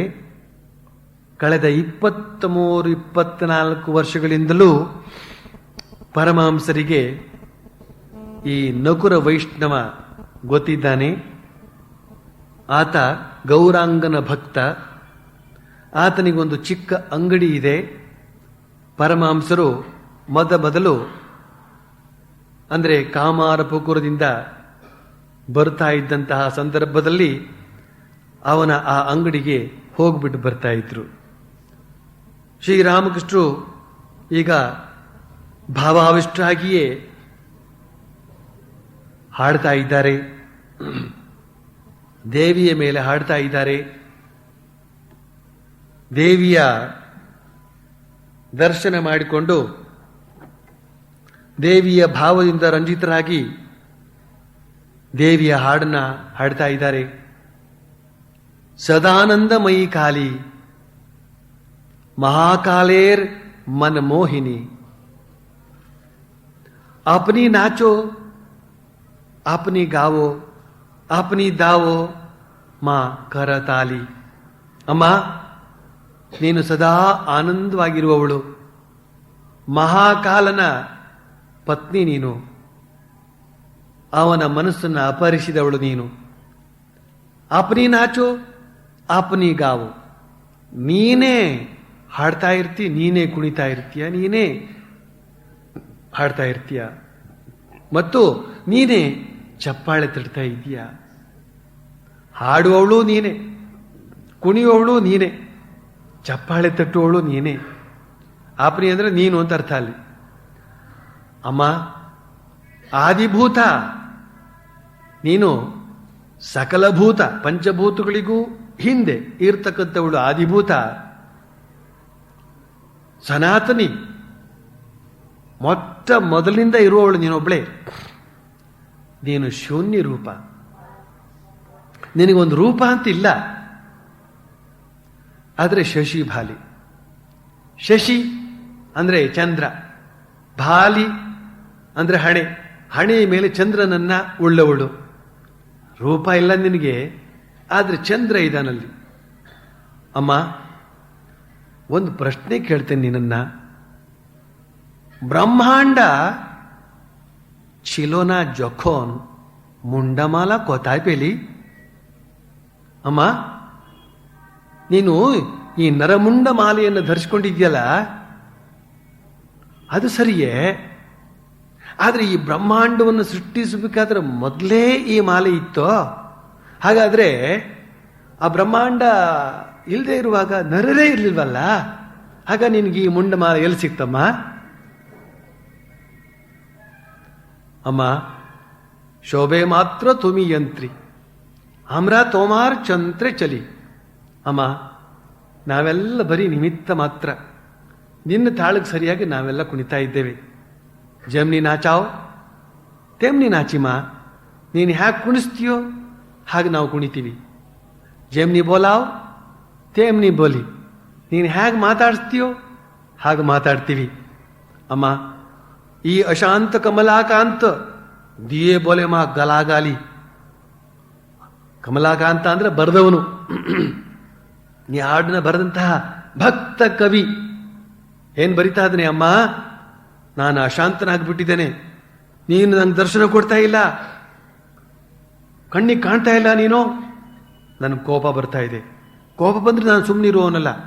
ದಿಯೇ ಬೋಲೆ ಮಾ ಗಾಲಾಗಾಲಿ, ಚೆನ್ನಾಗಿ ನಿನ್ನನ್ನು ಬೈದು ಹಾಕ್ಬಿಡ್ತೀನಿ. ಗಾಲಾಗಾಲಿ ಅಂದ್ರೆ ಬೈಯೋದು. ಚೆನ್ನಾಗಿ ನಿನ್ನ ಬೈದು ಹಾಕ್ಬಿಡ್ತೀನಿ. ಶೋರ್ಬ ನಾಶಿ ಧೊರೆ ಒಶಿ, ನೀನು ಎಲ್ಲರನ್ನು ನಾಶ ಮಾಡುವವಳು, ಕೈಯಲ್ಲಿ ಯಾವಾಗಲೂ ಖಡ್ಗ ಹಿಡ್ಕೊಂಡೇ ಇರ್ತೀಯ. ಧರ್ಮ ಧರ್ಮ ದೂಟೋ ಖೇಲಿ, ಧರ್ಮ ಅಧರ್ಮ ಅಂತನ್ನುವ ಎರಡನ್ನೂ ಕೂಡ ಈ ಜಗತ್ತಿನಲ್ಲಿ ಇಟ್ಟು ಲೀಲೆಯನ್ನು ಮಾಡ್ತಾ ಇದೀಯ. ಅಂತಹ ತಾಯಿ ನೀನು ಆನಂದಮಯ್ಯಮ್ಮ. ಶೋಧಾನಂದಮಯಿ ಕಾಲಿ ಮಹಾಕಾಲೇರ್ ಮನ್ಮೋಹಿನಿ, ಶೋಧಾನಂದಮಯಿ ಕಾಲಿ ಮಹಾಕಾಲೇರ್ ಮನ್ಮೋಹಿನಿ. अपनी नाचो अपनी गाओ माँ, अपनी नाचो अपनी गाओ माँ, अपनी दाओ माँ करताली. शोधानंद मोहि काली महाकालेर मनमोहिनी, शोधानंद मोहि काली.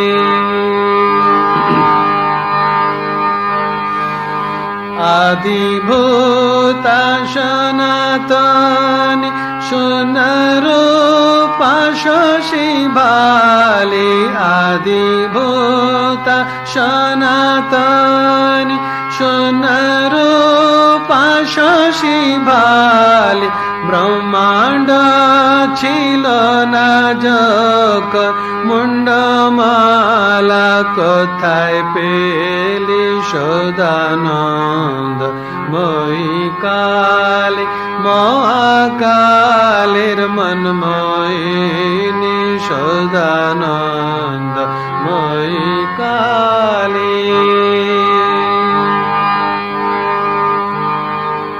शोभे मात्र तुमी जंत्री আমরা তোমার তন্ত্রে চলি যেমনি নাচাও তেমনি নাচিমা যেমনি বলাও তেমনি বলি অশান্ত কমলাকান্ত দিয়ে বলে মাগালা গালি অশান্ত কমলাকান্ত দিয়ে বলে মাগালা গালি সর্বনাশী ধরে আসি ধর্মাধর্ম দুট খেলি সদানন্দ ময়ি কালে মহাকালের মনময়িনী সদানন্দ ময়ি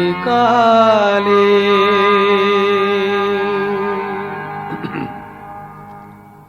ಶ್ರೀರಾಮಕೃಷ್ಣರು ಇನ್ನೂ ಅದೇ ಭಾವದಲ್ಲಿ ಇದ್ದಾರೆ, ತಾಯಿಯ ಭಾವದಲ್ಲಿ ಇದ್ದಾರೆ. ಪುನಃ ಇನ್ನೊಂದು ಹಾಡನ್ನು ಹಾಡ್ತಾ ಇದ್ದಾರೆ. ಅಮಾರ್ ಮಾ ತ್ವಮ್ಹಿ ತಾರ. ಅಮ್ಮ ನೀನೇ ಜಗತ್ತಿನ ಜನರನ್ನೆಲ್ಲರನ್ನೂ ಕೂಡ ಈ ಬಂಧನದಿಂದ ಪಾರು ಮಾಡತಕ್ಕಂಥವಳು ನೀನೇ. ತುಮಿ ತ್ರಿಗುಣಧರ ಪರಾತ್ಪರ. ಅಮಿ ಜಾನಿ, ನನಗೆ ಗೊತ್ತು ಅಮ್ಮ, ನೀನು ದಯನ ದಯಾಮಯಿ, ದೀನರಲ್ಲಿ ದಯ ಉಳ್ಳವಳು ನೀನು, ಇದು ನನಗೆ ಗೊತ್ತು. ತುಮಿ ದುರ್ಗಮೇತೆ ದುಃಖಹರ. ಎಂತೆಂತಹ ಕಷ್ಟಗಳಿಂದಲೂ ಕೂಡ ನಮ್ಮನ್ನು ಪಾರು ಮಾಡಬಲ್ಲವಳು ಅಂತ ಹೇಳ್ತಕ್ಕಂಥದ್ದು ಕೂಡ ನನಗೆ ಗೊತ್ತು. ಯಾತಕ್ಕೆ? ತುಮಿ ಜ್ವಲೆ, ತುಮಿ ಸ್ಥಲೆ, ತುಮಿ ಆದ್ಯ ಮೂಲೆ ಗೋಮ. ಅಮ್ಮ, ನೀನು ಜಲದಲ್ಲೂ ಇದೆಯಾ, ನೆಲದಲ್ಲೂ ಇದೆಯಾ, ನೀನೇ ಸ್ವತಃ ಆದ್ಯ ಶಕ್ತಿಯಾಗಿಯೂ ಇದೆಯಾ. ಸರ್ವ ಘಟೆ ಅರ್ಘ್ಯ ಪುಟೆ, ಸಾಕಾರ ಆಕಾರ ನಿರಾಕಾರ ಶೋಭ ತುಮಿ. ಅಮ್ಮ, ಸಕಲ ಜೀವರಾಶಿಗಳ ಹೃದಯದಲ್ಲಿ ಇರತಕ್ಕಂಥವಳು ನೀನೇ. ಶರೀರ ಅಂತ ಹೇಳ್ತಕ್ಕಂಥ ಒಂದೊಂದು ಘಟದ ಒಳಗಡೆಯೂ ಇರುವವಳು ನೀನೇ. ಸಾಕಾರವಾಗಿರುವವಳು ನೀನೇ, ನಿರಾಕಾರವಾಗಿರುವವಳು ನೀನೇ. ಅಮ್ಮ, ಸಂಧ್ಯಾಕಾಲವೂ ನೀನೇ, ಗಾಯತ್ರಿ ದೇವಿಯೂ ನೀನೇ, ಜಗದ್ಧಾತ್ರಿಯೂ ನೀನೇ. ಯಾರು ವ್ಯಾಕುಲತೆಯಿಂದ ನಿನ್ನನ್ನು ಕರೀತಾರೋ, ಅಕುಲೇರ ತ್ರಾಣಕರ್ತೃ, ವ್ಯಾಕುಲದಿಂದ ಕರೀತಕ್ಕಂಥವರಿಗೆ ಶಕ್ತಿಯನ್ನು ಕೊಟ್ಟು ಪಾರು ಮಾಡತಕ್ಕಂಥವಳು ಸದಾಶಿವನ ಹೆಂಡತಿ ನೀನು. ಅಮಾರುಮ್ಮಾ ತ್ವಂ ಹಿ ತಾರಾ, ತುಮಿ ತ್ರಿಗುಣಧರಾ ಪರಾತ್ಪರಾ ಮಾ ತ್ವಂ ಹಿ ತಾರಾ. ಅಮರ್ ಮಾ ತ್ವಂ ಹಿ ತಾರಾ.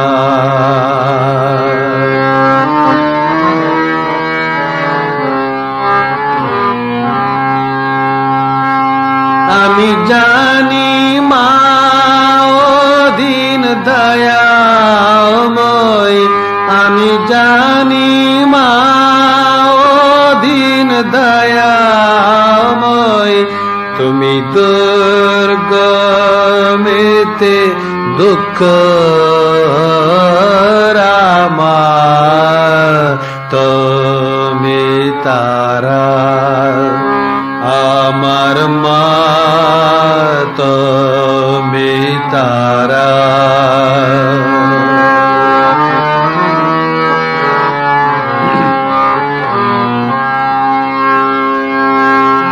तुम्ही जले तुम्ही स्थले तुम्ही आद्य मोले गोमा तुम्ही जले तुम्ही स्थले तुम्ही आद्य मोले गोमा आचो सर्व घटे अर्घ्य पोटे आचो सर्व घटे अर्घ्य पोटे साकार आकार निराकार मा तुम्ही तारा अमर मा तुम्ही तारा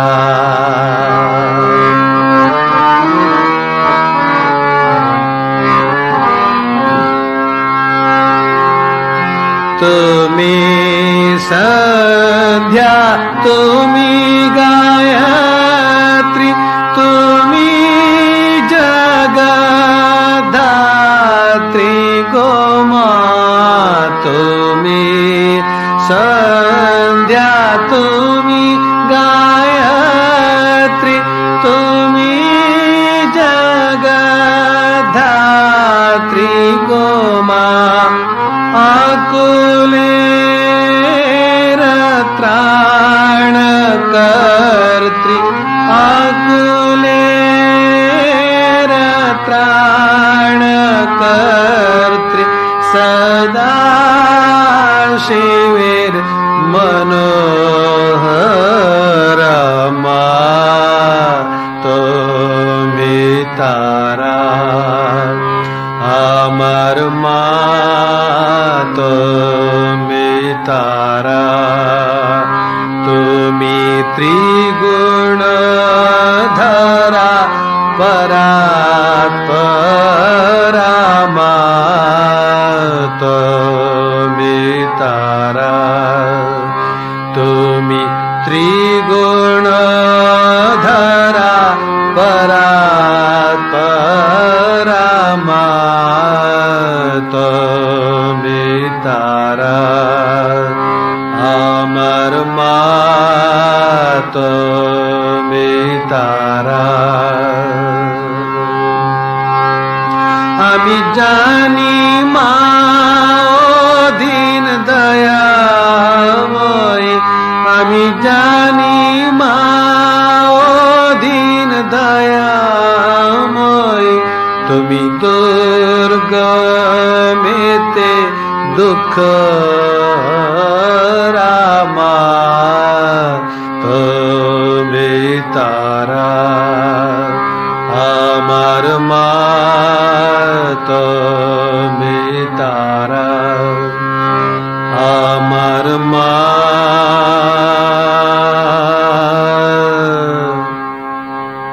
तुम्ही तारा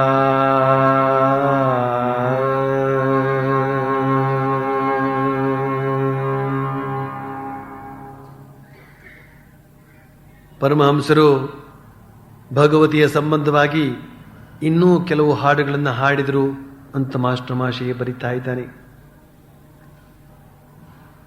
ಭಗವತ್ ಪ್ರೇಮದಿಂದ ವಿಭೋರರಾದಂತಹ ಶ್ರೀರಾಮಕೃಷ್ಣರು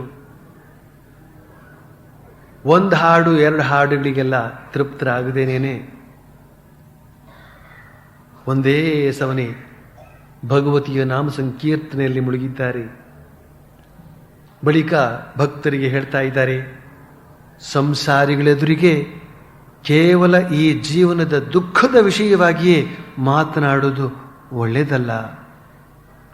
ಅವರಿಗೆ ಬೇಕಾಗಿದೆ ಆನಂದ. ಯಾವಾಗಲೂ ಬಡತನದಲ್ಲೇ ಇರುವವನು ವಿಧಿ ಇಲ್ಲದೆ ಒಂದೆರಡು ದಿನ ಉಪವಾಸ ಮಾಡಬೇಕಾಗಿ ಬಂದರೂ ಮಾಡಬಲ್ಲ. ಆದರೆ ಯಾರು ಊಟ ಒಂದೆರಡು ನಿಮಿಷ ತಡವಾಗಿ ಬಿಟ್ಟರೆ ಬಹಳ ಸಂಕಟಕ್ಕೆ ಒಳಗಾಗಿ ಬಿಡ್ತಾರೋ ಅವರ ಮುಂದೆ ಈ ಜೀವನದ ದುಃಖ ಕಷ್ಟಗಳ ಸಂಬಂಧವಾಗಿ ಮಾತನಾಡೋದು ಒಳ್ಳೆಯದಲ್ಲ ಅಂತ ಹೇಳ್ತಾ ಇದ್ದಾರೆ. ಅಲ್ಲಿ ಸುತ್ತಮುತ್ತ ಇದ್ದಂತಹ ಕೆಲವು ಗೃಹಸ್ಥರಿಗೆ ಭಗವದ್ ಆನಂದವನ್ನು ಕೊಡುವಂತಹ ಉದ್ದೇಶದಿಂದ ಭಗವದ್ ಭಾವದಿಂದ ಆ ನಾಮ ಸಂಕೀರ್ತನೆಯನ್ನು ಮಾಡ್ತಾ ಆ ಕಾರ್ಯವನ್ನು ಸಾಧಿಸ್ತಾರೆ. ಬಳಿಕ ತಾವು ಅಷ್ಟೊತ್ತು ಆ ಭಕ್ತರ ಮುಂದೆ ಹಾಡಿದ್ಯಾಕೆ ಅಂತನ್ನೋದಕ್ಕೆ ವರ್ಣನೆಯನ್ನು ಕೊಡ್ತಾರೆ. ಯಾವಾಗಲೂ ಉಪವಾಸವೇ ಅಭ್ಯಾಸವಾಗಿರ್ತಕ್ಕಂತಹ ಬಡವರಿದ್ದಾರಲ್ಲ, ಅವರಿಗೆ ಒಂದೆರಡು ದಿವಸ ಜಾಸ್ತಿ ಉಪವಾಸ ಹಾಕಿದರೂ ಕೂಡ ತಡ್ಕೊಳ್ಬಲ್ರು. ಆದರೆ ಅರ್ಧಂಬರ್ಧ ಊಟ ಮಾಡಿದಂತಹ ಅಭ್ಯಾಸ ಇರತಕ್ಕಂಥವರಿಗೆ ಅಥವಾ ದಿನಂಪ್ರತಿ ಒಂದು ಸ್ವಲ್ಪವಾದರೂ ಊಟ ಮಾಡಿದಂತಹ ಅಭ್ಯಾಸವಿರತಕ್ಕಂಥವರಿಗೆ 1-2 ಗಂಟೆ ಕಾಲ ಊಟ ಲೇಟ್ ಆಯಿತು ಅಂತ ಹೇಳಿದರೆ ಅವ್ರಿಗೆ ತಡ್ಕೊಳ್ಳೋಕೆ ಸಾಧ್ಯವಿಲ್ಲ. ಅವ್ರಿಗೆ ಬೇಗ ಊಟ ಕೊಟ್ಬಿಡಬೇಕು ಅಂತ. ಅಂದರೆ ಸಂಸಾರಿಗರು ಅಂತ ಹೇಳ್ತಕ್ಕಂಥವರು ಬಹಳ ಕಷ್ಟದಲ್ಲಿ ಇದ್ದಾರೆ. ಅವರಿಗೆ ಇನ್ನಷ್ಟು ಕಷ್ಟದ ಮಾತುಗಳನ್ನು, ಸಂಕಟದ ಮಾತುಗಳನ್ನು ಹೇಳಿ ಅವ್ರನ್ನ ಗೋಳೊಯ್ಕೊಳ್ಬಾರ್ದು. ಅವರಿಗೆ ಭಗವದ್ ಆನಂದದ ಕುರಿತಾಗಿಯೇ ಹೇಳ್ತಾ ಅವ್ರನ್ನ ಪ್ರಪಂಚದ ಕಷ್ಟವನ್ನು ಮರೆಯುವಂತೆ ಮಾಡಬೇಕು ಅಂತನ್ನುವ ದೃಷ್ಟಿಯಿಂದ ಆ ಹಾಡುಗಳನ್ನೆಲ್ಲ ಅವರು ಹೇಳಿದ್ರಂತೆ. ಎಷ್ಟು ಸ್ವಾರಸ್ಯವಾಗಿದೆ ನೋಡಿ, ಎಷ್ಟು ಸ್ವಾರಸ್ಯವಾಗಿದೆ. ನಾವು ನಮ್ಮ ಸಂಕಟಗಳನ್ನು ಮರೆಯೋದಕ್ಕೆ ಸಂಕಟಗಳ ಕುರಿತಾಗಿಯೇ ಚಿಂತೆ ಪಡೋದ್ರಿಂದ ಸಾಧ್ಯವಾಗೋದಿಲ್ಲ. ಆ ಸಂಕಟಗಳನ್ನು ಇನ್ನೊಬ್ಬರ ಹತ್ರ ಎಷ್ಟು ತೋಡಿಕೊಂಡ್ರೂ ಕೂಡ ನಾವು ಆ ಇನ್ನೊಬ್ಬನನ್ನು ಸಂಕಟಕ್ಕೆ ಗುರಿಪಡಿಸ್ತೇವೆಯೇ ವಿನಃ ನಮ್ಮ ಸಂಕಟ ಏನೂ ಕಡಿಮೆ ಆಗೋದಿಲ್ಲ. ಮತ್ತು ಆ ಸಂಕಟವನ್ನು ಹೇಳಿ ಹೇಳಿ ಅದನ್ನು ಬಾಯ್ಪಾಠ ಮಾಡಿಬಿಟ್ಟು ಇನ್ನು ಮೂರನೇವರಿಗೆ ಹೇಳೋಕೆ ಹೊರಟ್ಬಿಡ್ತೀವಿ ಅಷ್ಟೇನೆ. ಆದ್ದರಿಂದ ಈ ಸಂಕಟವನ್ನು ಮರೆಯೋದಕ್ಕೆ ಉಪಾಯ ಏನಪ್ಪಾ ಅಂತಂದರೆ ಭಗವನ್ ನಾಮ ಸಂಕೀರ್ತನೆಯನ್ನು ಗಟ್ಟಿಯಾಗಿ ಹಾಡ್ತಾ ಅದರಲ್ಲೇ ಮುಳುಗಿ ಹೋಗ್ತಕ್ಕಂಥದ್ದು. ಆ ಮೂಲಕ ನಾವು ಭಗವದ್ ಆನಂದದಲ್ಲಿ ಮುಳುಗತಕ್ಕಂಥದ್ದು. ಮತ್ತೆ ಅದಾಗಲೇ ಹೇಳಿದ್ರಲ್ಲ, ಭಗವನ್ ನಾಮಕ್ಕೂ ಭಗವಂತನಿಗೂ ಅಭೇದ ಅಂತ. ಯಾವಾಗ ಭಗವನ್ ನಾಮ ಸಂಕೀರ್ತನೆ ಅಂತ ಹೇಳ್ತಕ್ಕಂಥದ್ದು ಬಹಳ ಉತ್ಸಾಹದಿಂದ ಹೃತ್ಪೂರ್ವಕವಾಗಿ ನಡೀತದೋ ಅಲ್ಲಿ ಭಗವಂತನ ಆವಿರ್ಭಾವವೇ ಆಗಿಬಿಡ್ತದೆ. ಅಂತಹ ಭಗವಂತನ ಸನ್ನಿಧಿಯಲ್ಲಿ ನಮಗೆ ಗೊತ್ತಿಲ್ಲದಿದ್ರೂ ಕೂಡ ನಮ್ಮ ಈ ಒಂದು ಮಂದ ಬುದ್ಧಿಗೆ ಗೋಚರವಾಗದೆ ಹೋದರೂ ಕೂಡ ಅವನಲ್ಲಿ ಇದ್ದಾನೆ ಅಂತ ಹೇಳ್ತಕ್ಕಂಥ ಮಾತನ್ನ ಆ ಶ್ರೀರಾಮಕೃಷ್ಣ ಮಾತಿನ ಮೇಲೆ ವಿಶ್ವಾಸ ಇಡೋದರ ಮೂಲಕ ಭಾವಿಸ್ತಾ ಭಾವಿಸ್ತಾ ಭಗವಂತನ ಜೊತೆಯಲ್ಲೇ ನಾವೀಗ ಇದ್ದೇವೆ, ಶ್ರೀರಾಮಕೃಷ್ಣ ಹೇಳಿದ್ದಾರೆ ಅಂತ ಹೇಳ್ತಕ್ಕಂಥ ಈ ಒಂದು ಭಾವದಿಂದ ನಾಮ ಸಂಕೀರ್ತನೆಯನ್ನು ಮಾಡ್ತಾ ನಾವು ನಮ್ಮ ಎಲ್ಲ ಕಷ್ಟಗಳನ್ನು ಪರಿಹಾರ ಮಾಡಿಕೊಳ್ಳಬಹುದು ಅಂತ ಹೇಳ್ತಕ್ಕ ಒಂದು ದಿವ್ಯವಾದ ಬೋಧೆ ನಮಗಿಲ್ಲಿ ಸಿಗ್ತದೆ ಅಂತ ಹೇಳಿ ಈ ಇಂದಿನ ಉಪನ್ಯಾಸವನ್ನು ಇಲ್ಲಿಗೆ ಮುಗಿಸ್ತೇನೆ. ಮುಂದಿನದನ್ನು ಶ್ರೀರಾಮಕೃಷ್ಣರ ಕೃಪೆಯಿಂದ ಮುಂದಿನ ಶನಿವಾರ ಮುಂದುವರಿಸ್ತೇನೆ. ಓಂ ಪ್ರಿಯತಾಂ ಪುಂಡರೀಕಾಕ್ಷ ಸರ್ವಯಜ್ಞೇಶ್ವರೋ ಹರಿಃ ತಸ್ಮಿನ್ ಸ್ತುಷ್ಟೇ ಜಗತ್ತುಷ್ಟಂ ಪ್ರೇಣಿತೆ ಪ್ರೇಣಿತಂ ಜಗತ್ ಹರಿ ಓಂ ತತ್ಸತ್.